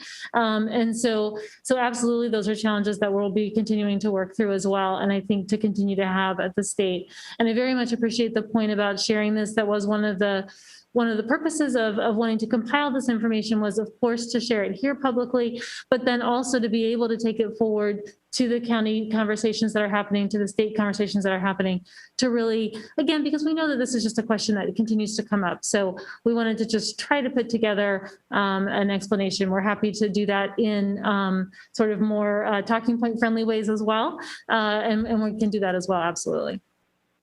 Thank you, Ms. Mandrowski. Yeah, I just kind of want to reiterate to the 2 points that my colleagues made. To Mrs. Harris' point, I don't know that they've taken into consideration they might want to adjust their space regulations. And to Ms. O'Neill's point, I think if it's possible for us to do a briefing with the state legislature as soon as possible, and it will be important to provide a specific example for each one of them in their individual districts so that they can understand how it would have personally affected their constituency. I think that that's going to be really, really important here because session's coming up fast or coming to an end fast. And if legislation is in fact already in the work, then I think we need to really get on that. So. Ms. Sandrowski, I just wanted to add in, we wrote that down. That is absolutely going to be a critical point moving forward for us to get them understanding the particular narratives that they're hearing from their constituents about it. And we do meet with them often, so we will follow up and let the board know after we've completed that we work with the legislature. Thank you. Thank you. I also agree with Ms. Mandrowski. It's important to let our legislators know. But I also know that we have been advocating in Annapolis for several years now about the effect of the wealth application to Montgomery County. And what seems to be left out of all of this discussion is that to get any change, there are 23 other districts that have to sort of agree. And they don't seem to have the same scope of problems that we have here in Montgomery County in terms of just needing space in our buildings. So you have to remember that too and figure out how you're going to incorporate that into any discussion. I see you, Dr. Daka, go ahead. Oh yeah, I just have just a comment. I agree with Ms. Harris about the size of our classrooms. I don't think the state legislature or the executives group are really thinking about how the health measures are. It's all very new to them. They're not thinking in terms of long terms. And Ms. Mondrowski is right. We have to really educate the legislatures. And that's why I'm saying we need a script. But not only do we need a script, but we know that our staff has been very supportive of us working with the public and explaining these things. And the last thing I wanted to talk about is Poolsville. it looks like they need to understand that if they want the county council to build a health center, that it's a responsibility on us as well, because we're going to have to get that extra square footage. And I don't know whether they understand that. Thank you, Dr. Darker. I also wanted to say that I think it is important to have this discussion in public. I wasn't trying to take it into the back room, just to get a briefing for understanding, to be able to talk about it in public. Thank you. And not to belabor the point, but the issue about every county is unique in Maryland, and many of them are losing enrollment. And most of them do not forward fund projects the way Montgomery County does. They wait. I mean, I remember a high school, I think it was in Allegheny County, until it was approved by the state, that project did not move forward. And so, there are different challenges and different commitments from local jurisdictions. But, we need to, obviously, the issue of wealth, we always fight and advocate for our needs. But, I think it's, it is really critical, because we need more space. And the issue about public health and class size, and query whether portables are as desirable as the brick and mortar buildings on a go forward basis. I mean, all of that needs to be considered. Thank you. I remember that one of them thought that portables are fine. I can't remember, and I wouldn't want to call any names anyway, but I was at one meeting and they think that there is no issue really with portables. So should we go on, Ms. McGuire? Were you going to continue? Yes, thank you. So there's one more piece to this presentation before we turn to Gaithersburg. And again, we can go ahead to the non-recommended reduction slides. I think 3 slides ahead, maybe. One more. Thank you. So again, we do go through this process at a staff level in years where the county executive has recommended a reduced funding level below what the board has requested. And so when that funding level goes to the county council for their budget review, of course, the council is looking across all of the agencies and within the county executive's affordability recommendations. And so in this case, we do have a very significant reduction that's being put forward as a possibility for our funding level. And the council has asked MCPS to provide a non-recommended solution that could be considered in order to meet this funding level. I do want to emphasize this discussion in no way changes the board's request. The board's request is absolutely still the board's request. It's still what we are all advocating for. We wanted to bring this to you today just for your information and for the public's information as we go through this process. It's a piece of the process, but again, the board's recommendation is absolutely what is on the table for council's discussion, and it is what we are all advocating for full funding. So with that, I will turn to Ms. Karamihas to speak to the specifics of it in terms of the numbers and the reduction. And again, we'll just move quickly through this, but wanted to share our rationale that we shared with the county. So again, as Ms. McGuire said, the reduction by the county executive for MCPS is $53.8 million over the CIP, over the 6-year CIP. That's the total. And when we look at this, when the council requests that we provide them a non-recommended reduction, it isn't just about the 53 million total. It is a year by year that they want us to align with the county executive's recommendation. So as you can see in 21, it's a reduction of 5 million. In 22, it's a reduction of 15 million, following 18 million reduction. In 24, a $5.8 million reduction. In 25, it's almost an $11 million reduction. And then in 26, there's an increase of about 2.7 million. So when we're looking at the non-recommended reduction, it's not just about that total, but actually aligning year by year, which makes it difficult when you're looking at a construction project, when there's planning, then it goes into construction, that you're trying to align, you're trying to reduce the total, but also align year by year. So this is what we were trying to align to. Next slide, please. So the Board of Education's request was an increase of 3.6 million. We are in an amendment year, so it was almost $3.7 million more than the adopted CIP, which is a very minimal amount for a CIP request. The expenditures, even though they were minimal, we were able to fund new capital projects through reductions and reallocations. We had a number of reallocations in the CIP request. We were able to accelerate the completion dates of previously approved capital projects and provide additional funding for our countywide systemic projects, including HVAC, PLAR, and roofs. The reduction and reallocation of approved expenditures resulted in a more fiscally responsible requested CIP. And we talked through that in November. Next slide. So based upon the request that came to MCPS in February 10th from the County Council's Education and Culture Committee, to meet the county executive's recommendation to reduce the CIP, the MCPS did submit the following to the council. There was a delay to two completion dates of 1 year for two projects: Northwood High School addition facility upgrade and the Charles Woodward High School reopening. So again, their completion dates are delayed 1 year to align with the county executive's recommendation. In addition, there were expenditures for HVAC, PLAR, and roofs that were removed in the out years of the CIP, the Board of Education CIP request, again, in order to align with the county executive's recommendation. Next slide.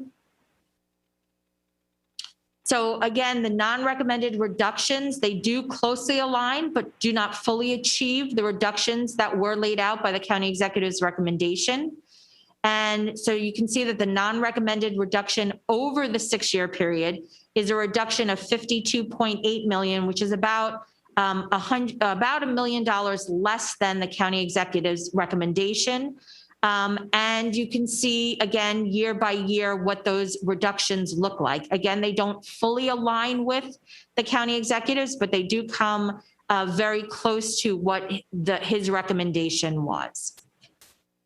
And so I just want to add one piece to this. Again, as we said, this is obviously not a recommendation. It's not our preference by any stretch. But in looking at challenging scenarios of how to meet this level of reduction, this was an approach that we felt reduced it reduced the number of projects that would be affected in the CIP, and it also really emphasized the priority of supporting our aging infrastructure and continuing to support that also through the major capital projects. So that, again, in looking at how to take that approach with this, that was the rationale behind putting forward that particular suggestion. So we can go ahead to the next slide. We do just want to clarify that, again, at this time, we are not bringing forward any additional amendments or actions pending for you. The funding process with the county council will continue, and we'll, again, of course, continue to work with the board through that process and with our local and state legislatures, as we've discussed. Unless the board has any specific amendments that you want to raise at this time, there would not be anything that would be required for the subject of a public hearing. Thank you, Ms. McGuire. And I just want to point out to everyone that we have not changed our request. We stand by our request because we asked for what we needed. These are non-recommended because the county executive has indicated that we must suggest something, or he will do it himself, I suppose. So do I see any questions? I'm sorry, Ms. O'Neill, go ahead. No, just an observation that, our request is our request, as Ms. Wolf said, based on our need or knowledge of the needs. This is a worst case scenario. Are you in the process of letting the Northwood and Walter Johnson communities know about the delay? Yes. Yes. Okay. And, you know, and certainly they are free to advocate at the county council because the county council can make changes. And then, and just a general observation of a lesson learned from COVID on a go-forward basis is the value of continuing with HVAC work is so important, and it has been on the chopping block. I mean, I've been on the board 22 years, and every year it's not fully funded, and you can't put it off. I mean, it's so vitally important. And I know the COVID Relief Act that the Senate passed includes money for schools nationwide to help get open. Is there any reason for optimism that there will be money for HVAC? Because, you know, part of that money is about infrastructure within schools. So certainly we're always hopeful and optimistic, and certainly any of those dollars that we are able to apply to our infrastructure, we absolutely will. In some of the CARES and ESSER money that is coming through currently from the federal government, we are working to apply some of that to the more immediate HVAC work that we are doing right now. And Mr. Adams may want to speak more directly to, certainly there's sort of some of the, again, short-term right now work that we're doing. The larger projects in the CIP typically are about major system replacements, but any time that we are able to bring those federal dollars to this important work, absolutely, we will look to continue to do that. Thank you. Ms. Harris. Yep, just echoing what Mrs. O'Neill said, you know, do we have better information about, again, I know this is speculative, but which HVAC and roof replacements might be delayed in the out years? Because as Mrs. O'Neill mentioned, both roofs and HVAC are important to building health, something that I think we're all much more acutely aware of.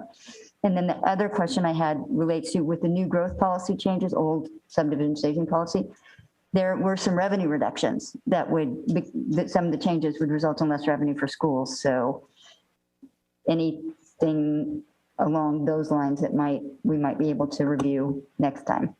Sure. So, so to your question about the specific projects, one of the reasons we took this particular approach was that we only are recognizing those changes, the potential changes to HVAC in the out years. And really those first few years are the dollars in the systemic projects, roof and HVAC, that we want to protect the most, because that's where we have projects lined up, ready to go. The sequencing later in the years really sort of depends on that moving forward process. And so there's always concern, and we want those dollars there, but there's a less immediate project impact. So I think what we would do is, again, look to protect those early years, and then potentially be able to hopefully address those other concerns through potentially future funding requests for those systemic projects. And I'm sorry, I forgot your other question. Oh, I had just mentioned the changes to the growth policy, yes. SSP, but a comment about what you just said. I think one thing for us to all keep in mind is that when we push these projects out, so we don't make those capital outlays, but that doesn't mean we're not spending money. Because when the roofs are failing, we've got mold issues and other issues in our buildings that we have to ameliorate in real time. We can't put those off. And the same with HVAC. If we're not going to be able to replace an HVAC system on the cycle that we've projected, then we're going to have to make other accommodations in the building. And again, those things cost money. So it's not just saying we're not going to spend the money on the CIP does not mean the council is not spending money on our schools. That's a very important point. Thank you. In terms of the subdivision staging policy, which is now called I believe we're back to calling it the annual growth policy.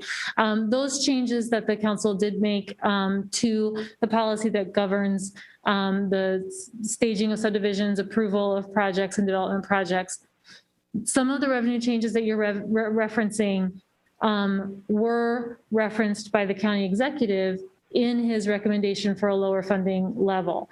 And so I think that the county executive's Office of Budget has taken that as an assumption going forward and has built that into their revenue assumptions. Certainly that's a piece that the council will need to address and determine their view of that approach and how that factors into their overall affordability. So I think that piece will continue to be part of the discussion, but certainly it is a backdrop to the affordability conversation that they're having right now.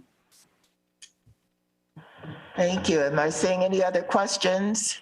Dr. Daka or Mr. Asante, do you have anything? Okay, I think we can move on then. Dr. Smith? Yes, Ms. Wolf, we're ready to move forward then to talk about the Gaithersburg Elementary School boundary study and the options that are preliminarily being presented. And then we'll come back after the summer is over and we can look at the enrollment in the fall and finalize those. And then those will be brought to the board as a part of the regular CIP process in the fall. So I'll turn it back to Ms. McGuire and we'll walk through the Gaithersburg boundary study. Thank you. And I just want to take one moment to acknowledge this is a slightly different element to our process than we typically use with the boundary study. The board in the fall did agree that, again, just given all the ongoing uncertainties around enrollment projections, dynamics within the system, we wanted to take a little more opportunity to both complete our work with the boundary study group and the community engagement we've done so far, bring that report to you, which is what we're here to do today, just talk through that report, provide an update on what the discussion has been with the community, but then we will continue to do a further analysis and evaluation as, again, we see the continuing trends for enrollment and are able to further analyze that and come back, as Dr. Smith was saying, to you for the more formal recommendation, amendments, alternatives, and hearing processes. Those will all be in the fall. So again, today really is just a walk through the process, share with you some of the thinking and backdrop around this boundary study, how the maps look, all of the options. We're not going to go through all the options today, don't worry. But what we did want to do is, again, just kind of show a snapshot of what is presented in the report that's posted online and available publicly. Just sort of walk that through briefly with you today as an information point, again, in our process. And so I'll turn it to Ms. Karen Mijas. You bring up the slides, please.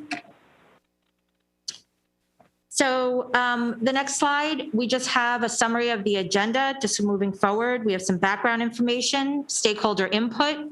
As Ms. McGuire said, we do have options review. We're just going to show 2 options as examples, but we do have all of the options available. They are in the report, they are online, and we can provide that, that information with all of the options. Then we're just going to go through a little bit of the survey that was available to the stakeholders, and then any questions and answers that there are.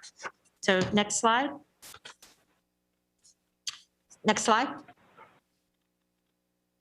So the original boundary study scope was adopted in November of 2019. It did include all the elementary schools that are in the Gaithersburg cluster. It also included Forest Oak and Gaithersburg middle schools to look at their articulation patterns for the cluster. The original boundary study scope did say to conduct the boundary study in spring 2020 with a report to be issued in the fall of 2020. We did begin the study in March of 2020 with the first set of meetings, public information meetings, but then the study was suspended in March due to our current situation. And we did resume the boundary studies virtually in October of 2020, and we completed them in December. Originally, the scope did have that the superintendent would make a recommendation in the winter of 2021 with Board of Education action in March of 2021, which is actually where we are now. Next slide, please. So as Ms. McGuire indicated, we did revise the scope of the boundary study this past November due to our current health situation. And the board adopted the revised timeline to allow for a review of the enrollment projections so that we can take another look at what those projections will look like in the fall. So based upon that, we did release the report, which is what we're going to be going through in January, this past January. The superintendent's recommendation will be released this October, again, to look at the enrollment projections, see where we are. And then the board will act on the boundary study in November of 2021. Next slide, please. So here's a map of the study area. This is the elementary schools. I know it's difficult to see, but again, you can have this in paper form or on your computer. The top portion, that purple portion, is all of Laytonsville. The yellow sort of right below that is Goshen, and then Strawberry Knoll right below that, I think in the pink area. In the light teal area is Gaithersburg. To the right of that, in that green color, is Washington Grove. The red or the pink is Rosemont, and the yellow is Summit Hall. So that is the area of the elementary schools in the Gaithersburg cluster. Next slide, please. So this is the middle school pattern. Just to make sure, the orange color, or I guess the reddish color, is Gaithersburg Middle School, and then the green color is Forest Oak. So all the elementary schools either articulate to Forest Oak Middle School or to Gaithersburg Middle School. Next slide, please. So again, I know it's a little difficult to see, but this is what was in our CIP that we used as part of the boundary study. This is the current enrollments that we used to look at all of the elementary schools. And you can see the year by year. And the next slide, please. And this is for the middle schools, the same thing, the enrollment overutilization of the 6 years. Next slide. And this is the demographic data that we used. It's the race ethnic composition, as well as the farms in the ESOL, all data that we use as part of the boundary study. This is for, again, all the elementary schools and the middle schools, the 2 middle schools. Next slide. And again, this is all information that's in the report. So stakeholder input. Our input is solicited in accordance with the Board of Education policy ABA. The input does advise the superintendent's recommendation and the Board of Education's review and action on the boundary study. We conducted a variety of different outreach. We had Connect Ed messages in collaboration with the Department of Communication. We have flyers that went out to schools. We had community-wide meetings in person and on Zoom. Again, 2 of our meetings were in person. It was the first public information meetings, and all the rest of the meetings were on Zoom. And we also had 2 online surveys. Next slide, please. We did collaborate with the Office of Teaching, Learning and Schools, the Student and Family Support and Engagement, and with Identity as well. We participated in 2 meetings for parents and guardians of Gaithersburg Elementary and middle school students in Spanish, and actually it was high school as well. And we actually had our second one last night. All of those meetings were conducted in Spanish. We have 2 people in our office, in the planning office, that speak Spanish. And so we conducted that meeting completely. The slides were in Spanish. We conducted it in Spanish, and we answered all questions in Spanish. They actually were very well attended. It was probably about 30 parents or guardians from each of the meetings that we had.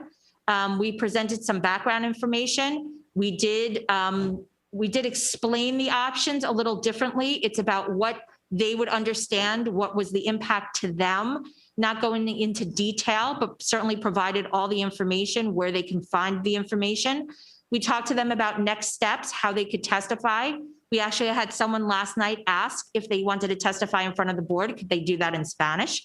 And we said absolutely. And so we're hoping that we will hear from some of the community when the board does review this in the fall. And again, all the information that was presented in both meetings were presented in Spanish by our staff. Next slide, please. So we will go through the options, but first we're going to talk about the factors. These are the factors that are in the policy FEA, that guide us when we are doing a boundary study. We look at demographic characteristics of the student population. We look at geography, facility utilization, and stability of school assignments over time. Those are the 4 factors that we use when we are developing staff-developed options. We do say that while each factor is considered, it's not feasible to reconcile each and every option with each and every factor. Some options lean maybe a little bit more towards, for example, geography, and consider the other factors, maybe utilization. But we do consider all 4 factors when we develop each option. And again, some options only advance 1 factor, while other options advance some or all of the 4 factors to varying degrees. Next slide, please. So we have what we call our guiding parameters, what we do consider when doing boundary studies. Of course, we advance the Board of Education factors, the 4 factors we just discussed. We also always want to consider maximizing walkers. We do grandfather, we consider grandfathering 5th grade students if we're looking at an elementary school, grandfathering 8th grade students if we're looking at middle schools. Due to geography and driving distance, not all elementary schools will be relieved of space deficits through the boundary study, and this is specific to this boundary study. And we try to minimize island assignments, which are those non-contiguous school areas when looking at boundary reassignments, if possible or where possible. Next slide, please. So in the option development, elementary schools are always divided into smaller zones to create the options. We have to divide the service area for each elementary school in order to have those staff developed options. So we do that in every boundary study we do. All schools are not considered in every option. This is again specific for this boundary study. And specifically Goshen and Laytonsville elementary schools were not reassigned in any option. Part of that, as you can see, it's from a geographic perspective. Geographically, they are furthest from Gaithersburg Elementary School number 8. You can see the geography of this cluster as a whole. Laytonsville is way up north, and the majority, and Laytonsville and both Goshen are not overutilized, and the majority of the balance of the elementary schools in the cluster are further south. They're almost in that circular area right there. That is where Gaithersburg, Washington Grove, Rosemont, Summit Hall, and are, and Strawberry Knoll is just to the north of that. It almost like connects Goshen and Laytonsville. And so part of the reason is from a geography perspective that they weren't included. Also, both schools, meaning Goshen and Laytonsville, are not overutilized. And the reassignment of students out of those 2 schools would then necessitate students to be reassigned into those 2 schools. So for example, if we move kids out of Laytonsville and dominoed them to either Goshen or further dominant them to then Strawberry Knoll or even further south, we would then in turn have to take students and put them, almost backfill them into Laytonsville and or Goshen because those schools are not overutilized. And so that was the decision then at this point from the staff developed options that those 2 schools were not part of the options for reassignment. Next slide, please. So what I did here was there were 7 options, 7 staff developed options, and I didn't want it to be perceived that one option, again, we are in no phase. The superintendent has not made a recommendation, board has not done anything. And so in order to show just some examples, I used the first option and the last option. And it's just as illustrative to show how you can understand the options, the movement, the maps when you're looking at the report as a whole. So these are just 2 examples. So again, the first is option 1, and I'm just going to flip to it because it's easier to see. So in option 1, you can see that top box. We're talking about reassigning students from Gaithersburg, Rosemont, Strawberry Knoll, and Summit Hall, those 4 elementary schools. And they are actually all in this option being reassigned to the new elementary school, to Gaithersburg number 8. As a result of that, you can see at the bottom chart what then that looks like for those schools. You can see for Gaithersburg, and I'll take just the first example, but you can carry it all the way across at all of the columns. You can see that the current farms percentage is 87.7%. And if this option 1 actually reduces the farms percentage to 85.5. So you can see in each of the schools, the current situation, and then what the change would look like based upon option number 1. The utilization, if you go to the second to last column, you could see the utilization range. And we put it as a range over the period of time. So again, at Gaithersburg Elementary School, for example, with the change, it would go to 93 to 98%. And the geography, what we did was we just talked about whether or not the area based upon the option, the new service area for whichever elementary school we're talking about, whether it would have contiguous boundaries or not. So for example, Gaithersburg Elementary School would have contiguous, but Rosemont, for example, would not. And if you look at the map, and I know it's really hard to see, but if you look at Rosemont, in the top left corner by the orange, you can see there's a little piece that's red. So that's the non-contiguous part of Rosemont, because that little piece, while everything else is going to the new elementary school, and the new elementary school in all of the options is orange. So you can see that orange color, those pieces, those zones around it are going to the new elementary school, but that little piece of Rosemont would stay at Rosemont. And so that's what would make Rosemont a non-contiguous, because all the other pieces of Rosemont touch each other. And I just wanted to take 1 second. As Adrian was saying, we're not going to go through all the options. The purpose of today is really just to describe sort of where we are in the report. As board members know, and certainly community members know, there's always so much dense information around boundary studies and around these options. And so what we were trying to do here was present a way to have some of the key factors of the data in a snapshot form at a glance. All of the background information that you're used to seeing, all of the tables, all the maps, all that stuff still exists. And again, it can be found in the report online. But we really we're testing this out as, again, sort of an at a glance way to say, okay, this option does this in these areas, and then hopefully we'll make it a little easier to compare across the options when people are looking at all of them. And then when people want to do that deep dive, they can go behind it and find the information. So I just wanted to say again, as Adrian said, we're just presenting these as happens to be the first and last. We're not saying they don't have any kind of order ranking preference. It's just the number that they were developed in. And this is, again, just a way to sort of show this is what the report looks like. Hopefully this snapshot is easier for presentation, but all that backup data is still there. Okay, so next slide, please. And again, I'm just going to go through another option, one of the other staff developed options. Again, there was a total of 7. So in this case, in this option, students are reassigned from Gaithersburg, Rosemont, Strawberry Knoll, Washington Grove, and Summit Hall elementary schools. And actually, you can see in this little table at the top, Rosemont is actually listed twice, because in this option, Rosemont, if you look at the 2 column, Rosemont goes to the new elementary school, but it also goes to Washington Grove. And you can see, if you start at the top, Gaithersburg Elementary School is being reassigned from its school to the new school, Rosemont again to the new school, as well as Strawberry Knoll and Washington Grove.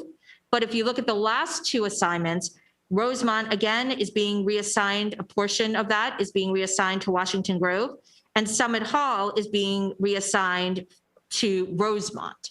And again, if you look at the map, you can see that movement as well based upon the colors. Again, the new school is in orange.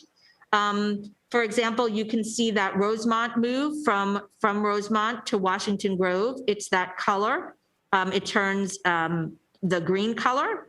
So the map just indicates the movement from where the current situation is to what they are being reassigned to. And again, The data is again similar to the first option. Again, we just wanted to present it in a sort of easy to read graphical or chart. So for Gaithersburg, and I'll read the first one again, in this option, Gaithersburg again is at 85% farms, and they go to 87.2%. And their utilization goes between, it's a range between 98 and 102% over the 6-year period. And you can see their geography, it is contiguous. If you look at the new elementary school, and again, I'll show you the non-contiguous, again, the new elementary school is in orange. So you can see there are pieces sort of in the center that are orange. And if going north, it's orange.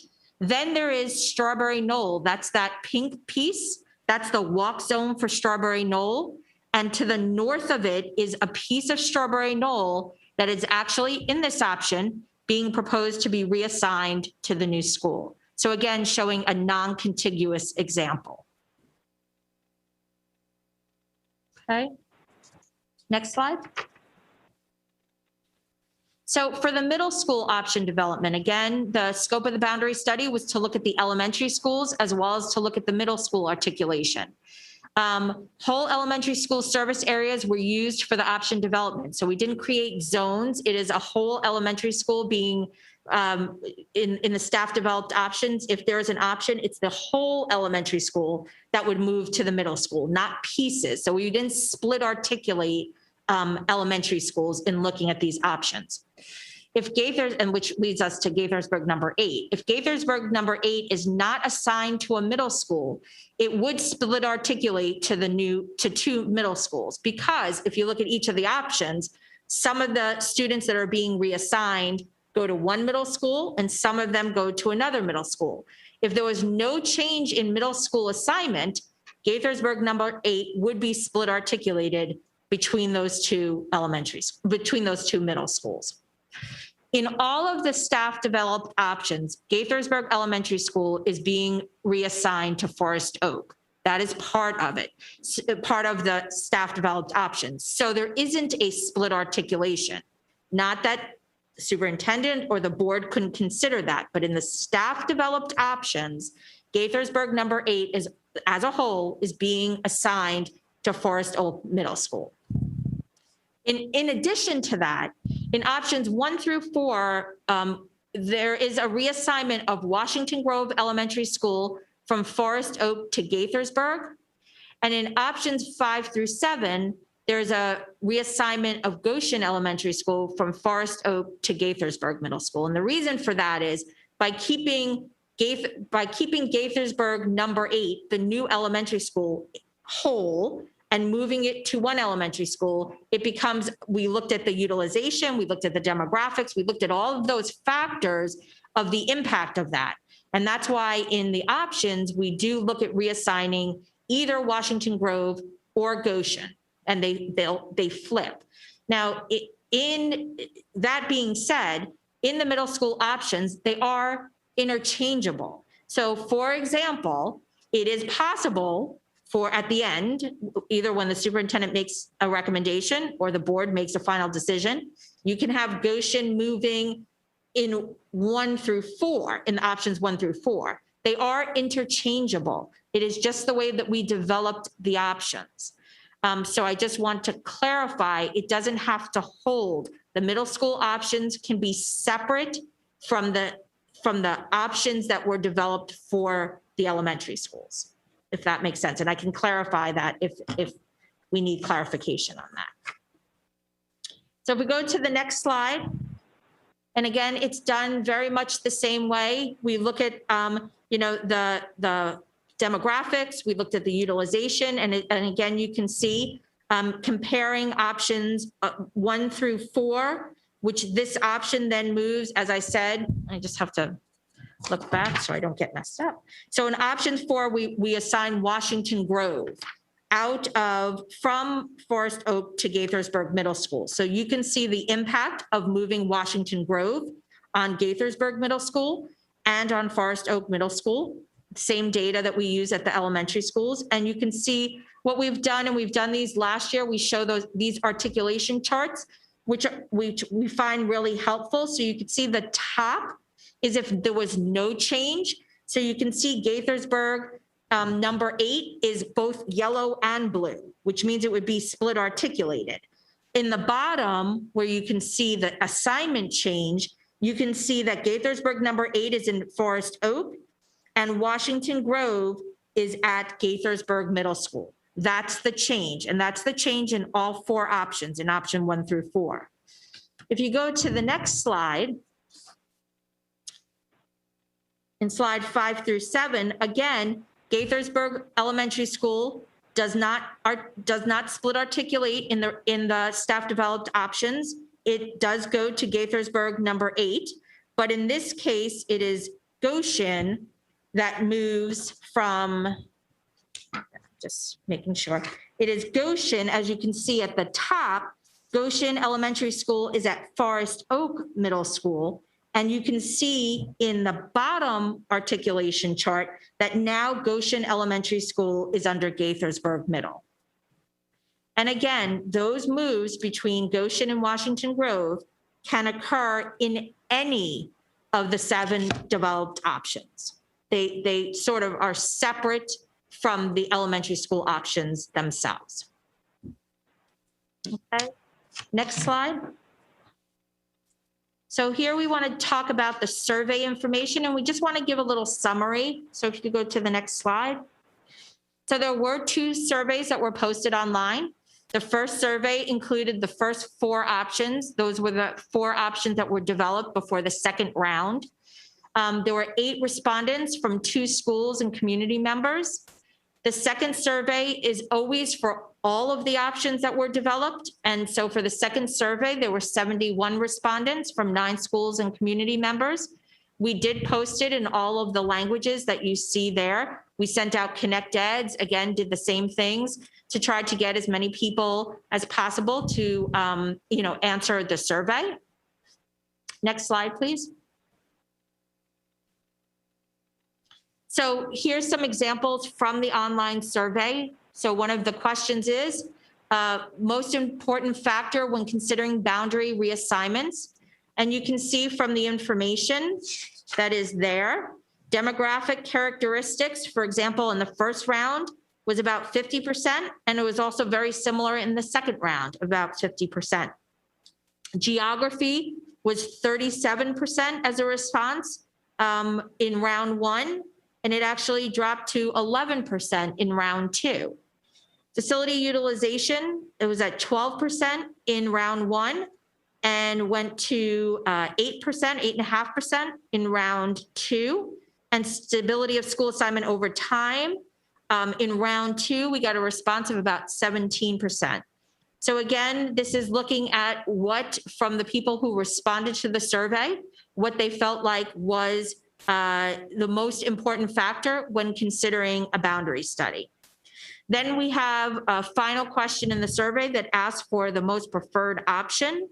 And again, you can look at the round 1 information, because remember, in round 1, there's only the first 4 staff developed options, and in round 2, there's all 7. So you can see it does change from round 1 to round 2, what people felt like was the most preferred, second and third, based upon now having a broader options, because now there's 7 options as opposed to 4. So you can see that, for example, in round 2, the most preferred option is option 7, then option 2, and then option 5. Next slide. So next steps, as we talked about, this is a little different than what we typically do. And that's because, again, of COVID, we sort of paused a little bit on the process, and we're going to come back, have an opportunity to look at the enrollment projections again in the fall. And so the next part of the process is that the superintendent will review the report, review any feedback, and review the enrollment projections that will happen in the summer and the beginning of October. And then the recommendation, the superintendent's recommendation, will be released in mid-October. It's usually a little bit before the CIP is actually released at the end of October. And then the Board of Education will, of course, hold work sessions, public hearings, and then final action in November of 2021. So those are the next steps for this process. And any discussion, that is the end of the presentation. Thank you. And I have a question right off. On this, you gave us the demographic data. I believe it's a composite, right? So the demographic I data. mean, would I say a composite? It's a composite for each school, but when you did the options, did you do a sheet where we could see what the demographics were going to look like for each school? Yes, so that's, so I on, missed that. so at the beginning of the presentation, we show the current information of all the schools.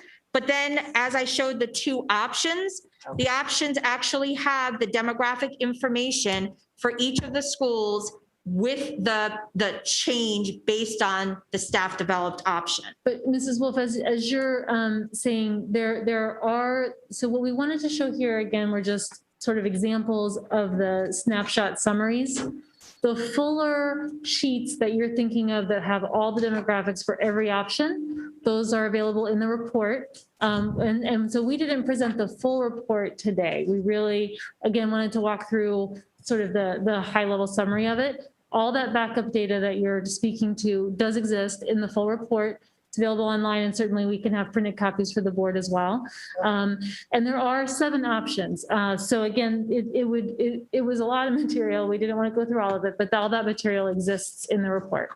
Okay, because I think that's what I was looking for, because I noticed on one of these schools, you have the farms data going up 10 percentage points with the proposed change. So I was just looking for more information. Absolutely. So again, there are 7 options. So some of the options will, look very differently. And we were just trying to present examples without any rank ordering of preference or anything like that. So the full report has the information that you're speaking of. And just my final question, and I will start with you. You had 71 respondents out of how many schools? So we definitely, I think one of the reasons that we wanted to take sort of this a little bit elongated approach, certainly trying to have a boundary study with meaningful feedback in the middle of everyone's pandemic and trying to think about everything else that they're thinking about, we know is challenging. And so that is another reason why we want to come back to that. And again, try to maybe have that conversation in a different environment and then have some more robust participation there. So we'll be looking at that as part of our process as well. That's very concerning. I guess what I was really trying to understand is when you do a boundary study, I know that there's a community that's affected. Do you only survey the school? I mean, the people that go to the school, the parents?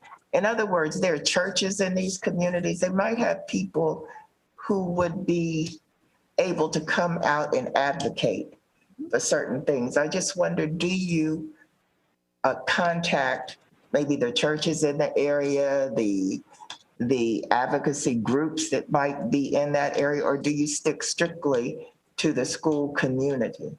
So we do, so sort of 2 parts to that. One, the affected individuals for a boundary study are the individuals in a school. Certainly, as you're saying, those external networks and advocacy groups that help us connect with families, we definitely work with them.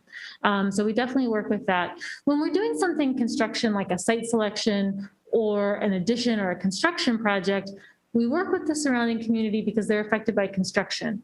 But once the school is there and operating, who goes to that school is typically considered more of a school conversation. And again, though, we do absolutely connect with other groups that can help us connect with families in terms of being able to reach those advocates and places where families are. And just if I can add, because this is a school in the city, all of our information was on the city website. They actually sent out to their community, however they send out their emails, their flyers, letting them know this is the next part of the process. Please go online. They had a link to our website so that they could find out when the meetings were, all the information. We posted our presentations. We recorded our presentations and then have them posted online. So that was available as well. And when we do the survey, anybody can answer the survey. It is online. We do have community members that answer the survey. So it's not only for the school community. Anybody, we know that we received some input from the community at large, but that survey is available to anybody who's interested. But we did have a collaboration with the city because many of the schools are within the city, including the new school. Thank you. And I'm going to start with our board members on Zoom because I believe, Dr. Daka, you had your hand up quite a while ago while they were presenting. Yeah, I did. These are two questions that came up when you showed the map. There are islands. There's the island at Rosemont. Do we still need to keep that? And the other island is Forest Oak, the homes that are right on the same road. Those kids don't go to that school, or is there a change? Right.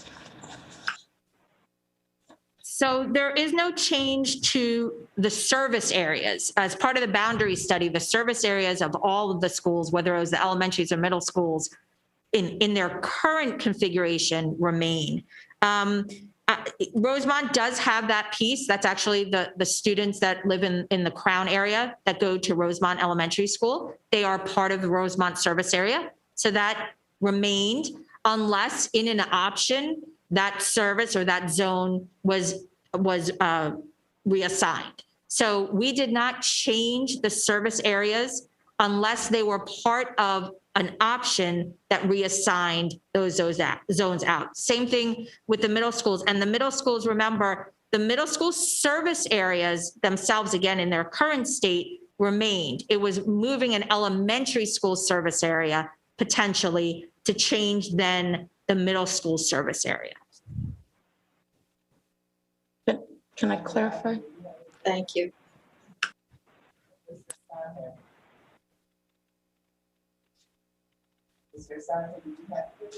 Mr. Asante, did you have any questions? Yeah, I had one question, I think kind of alluding to what Ms. Wolf was talking about earlier. And it was just how, when looking at the demographic changes and when you're looking at how the farms rates are distributed, how you, I guess, decide how you distribute those farms rates when you're making the decision for shifting around the boundaries. So I will, and if I can, I just want to say too that, again, we're still at the stage of having multiple exploratory options. And so we haven't yet gotten to that point where we are making, as you're saying, sort of those decisions or recommendations. When we get to that process, the board's policy is very clear on working to minimize disparities and to reduce disparities among schools to the maximum extent possible. And so certainly we are guided by policy in doing that. Again, I think, all 7 options will show a range of approaches along each of the factors. And so our approaches with the options are always to try to push each in as far a direction, just to, again, fully explore what's possible relative to that option.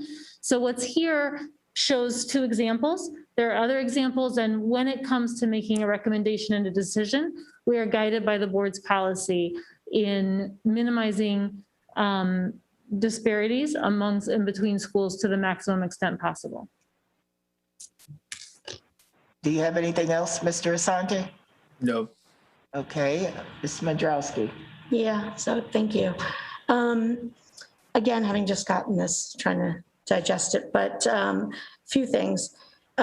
First one being that I hope when we're doing these surveys, we're asking them identifying who it is that is responding. So we know whether or not, since it's open to everybody, if I've gone on and responded or someone, if these are relevant respondents. I find it beyond disappointing or upsetting or whatever you want to call it, that out of 6,115 total elementary and middle school students, we got 8 respondents the first time and only 71 the second time. And when we were talking about the background aspect of this whole thing, you only touched on the background of this particular, but this story goes back much further. And, at one point we had talked about doing a new elementary school. And then when we realized that we weren't communicating with the actual schools that were going to be affected, like Gaithersburg Elementary School, and we had a meeting at the school, which was the only way that they were going to be involved, it became very clear that they didn't want, they're a full walking community of 1,000 students at that time with 2 buses only. So distance was critical to them, and they wanted us to build on to Gaithersburg Elementary instead of doing a new school. So my concern, and that was their top priority, and as was for several of the schools surrounding, I want to make sure that we're getting a true picture of how this communities feel. And even with 71 respondents, even worth working with CASA or Identity or anybody, other groups, unless we talk to these families, we're not going to know. And we're going to make assumptions for them that I don't feel comfortable making based on whether it's a policy that, has been passed or whatever else. We need to know what these families, what they're capable of doing.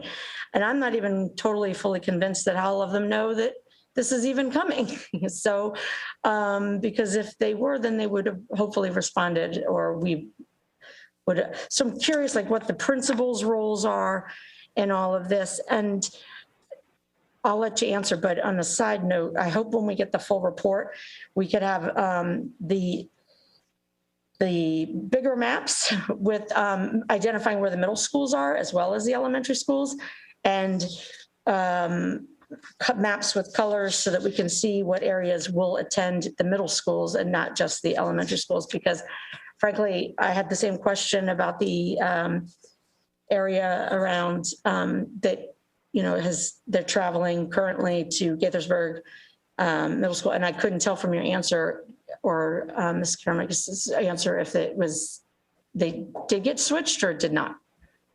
So let me take maybe a couple pieces of that, and then maybe Ms. Karamihas can directly respond to that.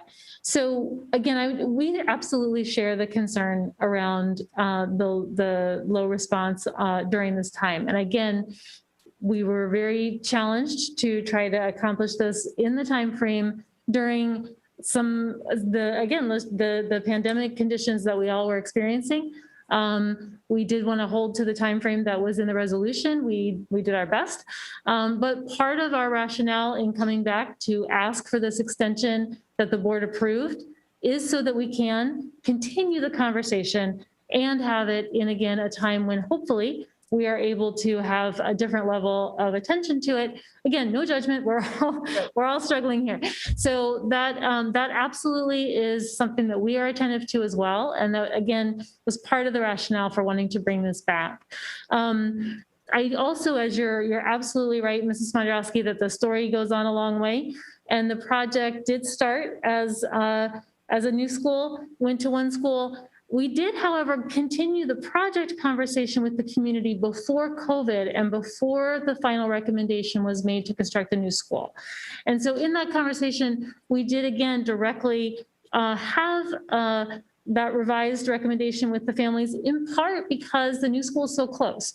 So that is a mitigating factor that, again, evolved over the course of the conversation. So while we did have that back and forth, we had another back and forth that led us to, again, a community conversation around the new school that was more positive and accepting, in part because we were able to mitigate a number of the concerns, including co-locating support services, which are very important to families. We're able to do that. And again, solving some of that proximity through the generosity of Gaithersburg and allowing us to have that property, which really just solved so many issues and concerns at once.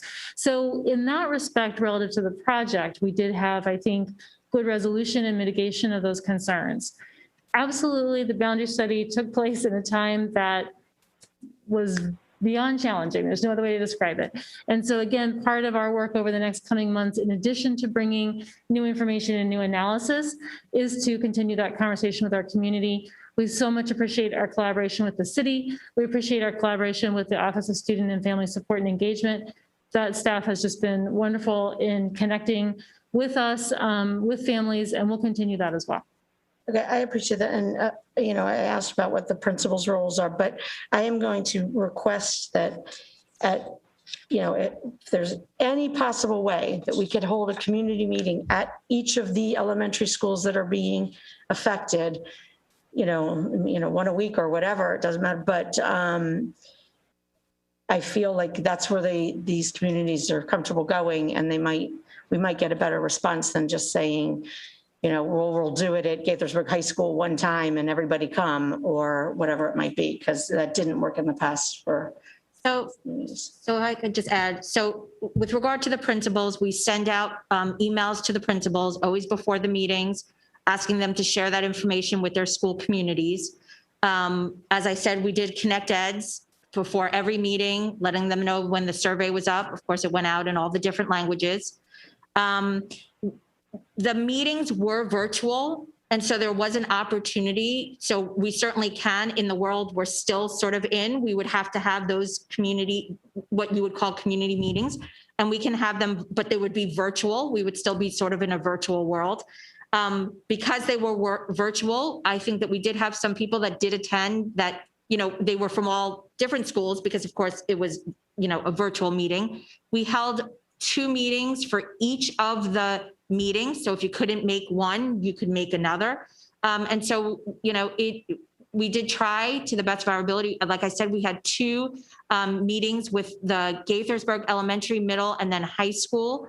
Gaithersburg Elementary, Middle were one parent community meeting, and then the other was the high school through Identity, through their parent community. They were good meetings. It is meetings that they have standing meetings. So we sort of attached ourselves to their meetings, which were helpful. But we certainly could do another sort of virtual meeting. We can target it to individual schools as well. But because they're virtual, it is possible that anyone could attend those meetings. So we certainly, can do that in the next few months. And we can look at We can do it in person. we can look at the feasibility. I mean, certainly, absolutely, as we get farther along. I think, again, we're working with the evolving conditions as well, and want to be sure we hold to whatever requirements are in place, but we'll certainly be looking at that. And Ms. Kirminghouse, could you speak directly to the question about the options, reassigning that portion for the middle schools, just to clarify that there are options that do that? So as I said, with the middle schools, you can almost think about the middle school options as being separate and apart from the elementary. So there is an option that there is basically no change for the middle school assignment, which would mean that Gaithersburg number 8 would be a split articulated elementary school. In our options, we put Gaithersburg Elementary School. We did not have it as a split articulated school. And instead, all students that would go to Gaithersburg Elementary School would go to Forest Oak.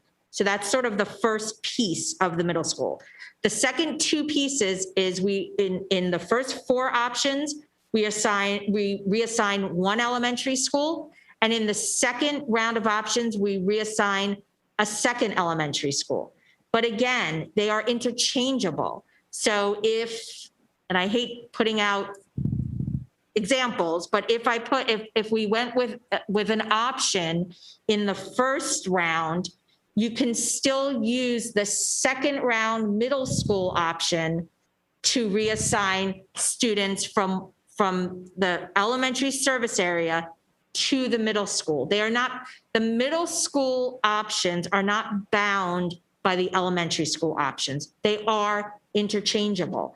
So for example, when the superintendent releases the recommendation, it will be an elementary reassignment option along with the middle school. They may coincide to what you see in the report. They may not, because the middle school options are interchangeable. So I think what I would answer is pretty straightforward. In the staff recommendations, the answer is yes. All of the kids in that area would go to the Gaithersburg Elementary number 8 or the new school number 8. And since, as Adrienne explained, their staff recommendations did not split articulate that school. So yes, they would go to Forest Oak. So that map that you're talking about would change. So that's, I think, important to the conversation. But as Adrienne expressed, this is just a report. Things obviously could change moving forward as well. Well, I appreciate that. I think it'll be easier when we can see like with the colors and stuff, just also because there's, like when I'm looking at these, it looks like families are going to be walking past current Gaithersburg Elementary to go to the next one. And I just want to be able to really evaluate how each school. Absolutely. And again, one of the challenges I think is that normally when we're having this conversation with the board, there's one recommendation that we're working off of. Now we're in a place where we're talking about every boundary study starts with a wide range of exploratory options. And so there are options here that do all kinds of things, right? It doesn't mean that any one of them is necessarily recommended or eliminated. The exploratory option phase is to throw everything on the table that we can to see how the jigsaw puzzle pieces can and can't go together. So this is still the exploratory phase. And I know it's a little different because again, usually we're not having this formal conversation during that phase. But still, it's important in this case because there's so much attention to this in the community, and we did have to extend the time frame. And I think that's sort of why we're in this different conversation than we typically are. The full report with all the maps, all the demographics, everything that people are used to seeing, it is online, hard copies for the board.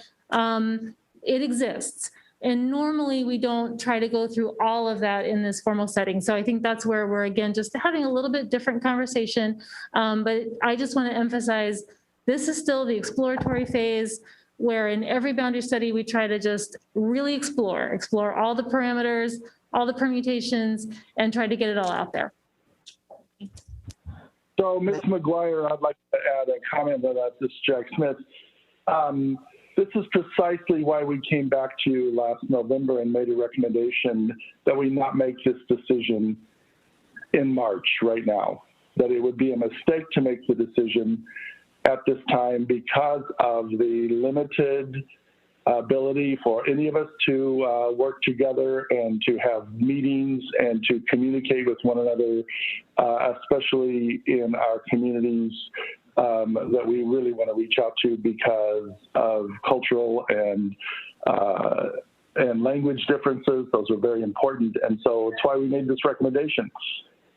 And at that time, you as a board asked us to bring forth the information and put it out this spring so that people didn't have to wait until October. So this is the first step in that process. We would typically be doing this right now along the way, and then you would see a recommendation as well as other options in October and see that. So in terms of group meetings, that will depend on what the lay of the land is in the summer and early fall. And certainly it's always the preference, my preference and the preference of the staff to have meetings face-to-face where we can show things on screens and answer pictures, answer questions, and people can draw diagrams and discuss and debate. But that's why.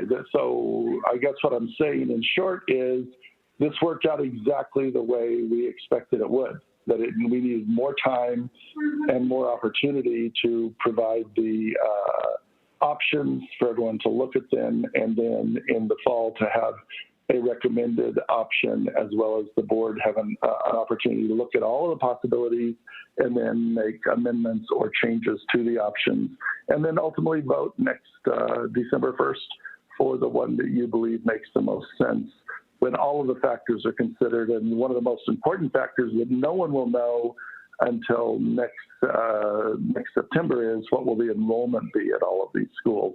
So all of those things fit together, and that's the purpose of this whole exercise today, is to start looking at all these things since we are cut off from one another in many ways. Well, I appreciate taking the extra time to do it right, so thank you.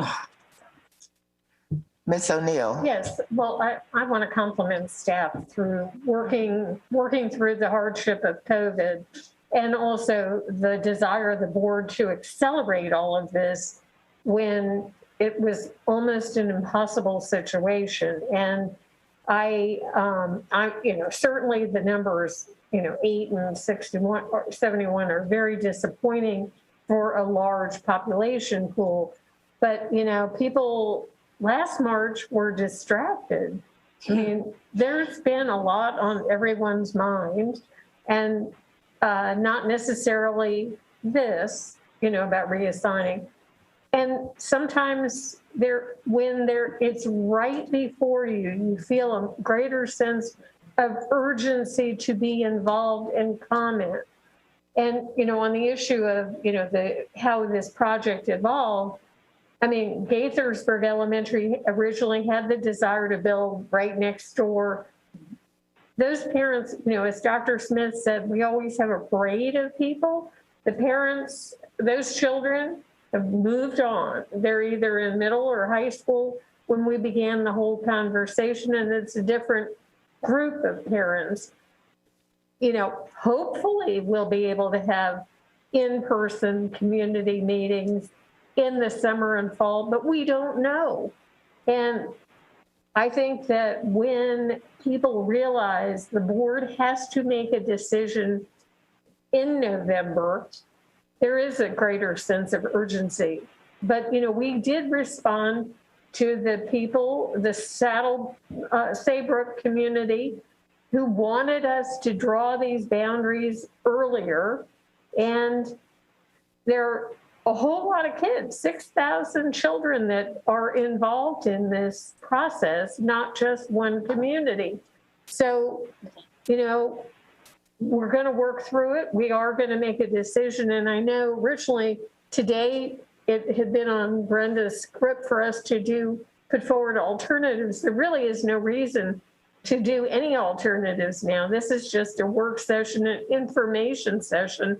Once we have the superintendent's recommendation and the full report with all the options, all the map, all the data, when we have that work session in early November, we can put alternatives forward. Right. We always have that process. That's part of our policy, and give the community notice at that point. So I'm appreciative. I know it's complex. I know it's been difficult for all of you to do this in the virtual world. It's a new experience. I know we have it going on down in Bethesda, but we responded to the community input from the Saybrook community to do this now. But we're not making a decision till next November. And, we have to make the right decision and with all the information, and that will be, once we have the superintendent's recommendation and everything, we can make a more informed decision. Ms. Silvestri. Couple thoughts here. The demographics are pretty similar among the different groups. And so I don't expect that one option will be dramatically different than the others. But are you able to improve the demographic by looking at adjacent clusters? Is there an opportunity to do that? Have you done that? So one challenge in this particular study, and again, looking at adjacent schools in every study, it's always unique to the surrounding area. This is a situation where this area is densely populated and has a number of schools that are full or overfull, and the next circle out is very similar. And so we also have, again, another sort of area with a lot of population and a lot of schools that also are having capacity issues. And so there's not an immediate solution to that. I think that, again, in this particular case, we are looking at a dense neighborhood and wanting to look at that within the context around it. Potentially in the future, there could be a broader look across more areas, but for this immediate configuration, the surrounding area, again, is also similar, and also the schools have similar utilization issues. And why is it too far to send some students north to the elementary schools that are underutilized? Was that considered? So I might let Ms. Karamihaus just speak specifically. You're referring to Laytonsville and Goshen. Mm-hmm.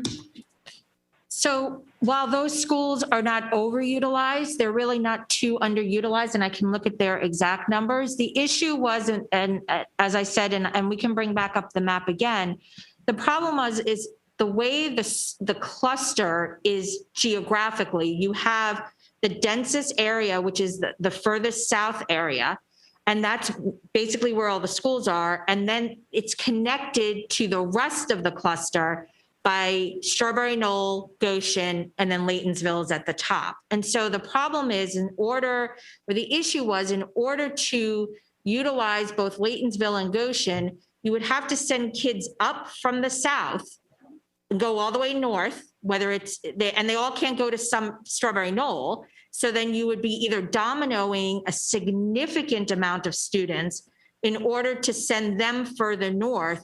And then you'd have to domino students down from both Laytonsville and Goshen. So kids from Laytonsville would go to Goshen, but then you'd have to take, which isn't overcrowded, and then you'd have to take kids out of Goshen and move them to Strawberry Knoll. Then you'd have to take even more students because Strawberry Knoll is over 200 students overcrowded. And you'd have to take them further south in order to get into the real densest part of the area that's overutilized. And then you'd have to do the reverse. So if you look again at the map, then you'd have to do the reverse for everybody else. So for example, if you wanted to move kids, let's say from Gaithersburg Elementary School to Laytonsville, they would be passing by Strawberry Knoll and Goshen to get to Laytonsville, or you'd be taking kids from Gaithersburg, pushing them into Strawberry Knoll, which would be the adjacent school, then taking all of those students into Goshen and then moving all the kids from Goshen then into Laytonsville, or again, doing the reverse. It's the geography of the cluster. And I don't think we have many clusters that it's like this, where it's such a north-south situation and being connected by the two schools, but not side by side, actually, again, north and south. And then having the densest population, those 5 schools, Gaithersburg, Rosemont, Summit Hall, and Washington Grove, 4 of them, all being in a very dense area, all in that circular area to the south. I did have one final question. The issue that Dr. Daka mentioned of the school community that lives across the street but can't attend that school, you said that the service area didn't change and therefore they continue in. I would have to, and we can clarify with Dr. Daka which area she's actually talking about. Are we talking about Saybrook? So if we're talking about Saybrook. So thank you. So in the staff developed options, all the elementary school students that live in Saybrook would go to Gaithersburg number 8 because they are walkers, and we always try to maximize walkers. So as part of all the options, they would go to Gaithersburg number 8. The other issue is that the students that are in Saybrook go to Gaithersburg Middle and not Forest Oak. In the options, because we are not splitting Gaithersburg number 8, all of the students that go to Gaithersburg number 8 would then go to Forest Oak. So it alleviates it changes the current condition that those students now in Saybrook would go to Gaithersburg number 8. Again, this is just staff developed options, mind you, but in the staff developed options, they go to Gaithersburg number 8, can walk to Gaithersburg number 8, and then they go to Forest Oak Middle School. Thank you. Ms. Harris. Yeah, thank you for all of this. And first, I want to just associate myself with the comments of Mrs. Smendrowski and Ms. Wolf, the concerns about the level of community engagement. And I know the pandemic, things have been difficult. This is sort of the worst of all possible times to be trying to really engage a community around significant decision-making. But I would also observe that our ability as a system to effectively engage our Hispanic and Latinx communities is chronically difficult. I mean, we have never found a way to do that well. And so the problems that we're having now are pre-existing problems, probably worsened. So just wondering how we are really looking to strategically and pragmatically partner with our trusted community partners and the advocates and the allies who have pre-existing trusting relationships with the communities we're trying to reach in ways that really can help them fully understand the options before them and really meaningfully share their perspectives. So I think you've just described our strategy, absolutely. And we, obviously this is an area where we need to improve all the time, regardless of the pandemic or not the pandemic. But in the past year and, well, more than the past year, the past couple of boundary exercises, and particularly with the Seneca Valley boundary study, we really have been making some strong inroads in the strategies that you're talking about, working again very closely with our staff in the Office of Student and Family Support and Engagement, working with the community advocates, and working just again with those community networks and directly in the schools. As Adrienne was saying, we are fortunate to have Spanish-speaking staff in-house that, while we certainly can always rely on asking others to help us with that as well, it helps to have somebody be able to translate, because the options are confusing, obviously. It's all very confusing. So having somebody be able to speak it directly is certainly very helpful. So we absolutely will continue that approach. We'll continue to engage with our partners and allies, as you're saying, and really just, again, continue through the schools and through those networks to reach people as directly as possible. While certainly it is, again, an area that we know we want to continually improve, I think this experience was particularly off. And so again, we look forward to making more outreach there. Thank you. And one other question I have, we just finished the process with WXY doing their countywide work and the development of the tool, which is supposed to help individuals, on their own sort of understand these kinds of options and these kinds of decision-making and impacts on their desktop, manipulating with the tool, the different options in front of them. How have we incorporated that newly developed tool in this conversation as we help to educate communities about the impacts of the options that we're presenting? So I just wanted, we have an interactive tool as well as part of the boundary study process. We have a map. You can go on, it's on our website. We share it at every meeting that we have. You can go on the website, you put in your exact address, and then it will tell you where you are, what zone you're in, and then you actually can bring up every option. And so it tells you, if I'm in zone 1A, it tells me in every option whether zone 1A gets moved or not. So it is a very interactive, user-friendly. It's specific for the boundary study and the options, which is why it's created. And we do it for we have done it for a number of boundary studies. Once we've started doing it, we do it now for every boundary study. So just, we had the surveys that went out in multiple languages and all the other things, but the utilization was low. Do we know what the utilization is of that tool? Or do we have any way to track that? I don't know the answer to that, actually, but I certainly can find out. Thank you. Seeing no other questions, I just have one. This community, they're mostly walkers, right? To Gaithersburg Elementary, yes. I'm sorry, what'd you say? To Gaithersburg Elementary, yes. Okay, Gaithersburg Elementary. All right, thank you.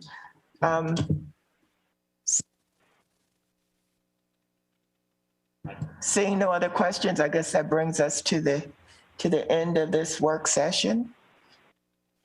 All right, thank you for your work on this. I know it was very extensive, but I really do hope we can get a little bit more community involvement some way, shape, or form, because I'm very concerned that the community is probably a large immigrant community, and we need to be able to share with them what this is going to look like. Mm-hmm. Okay, thank you, and I will see you all Thursday. Yep, see you Thursday. Thank you all.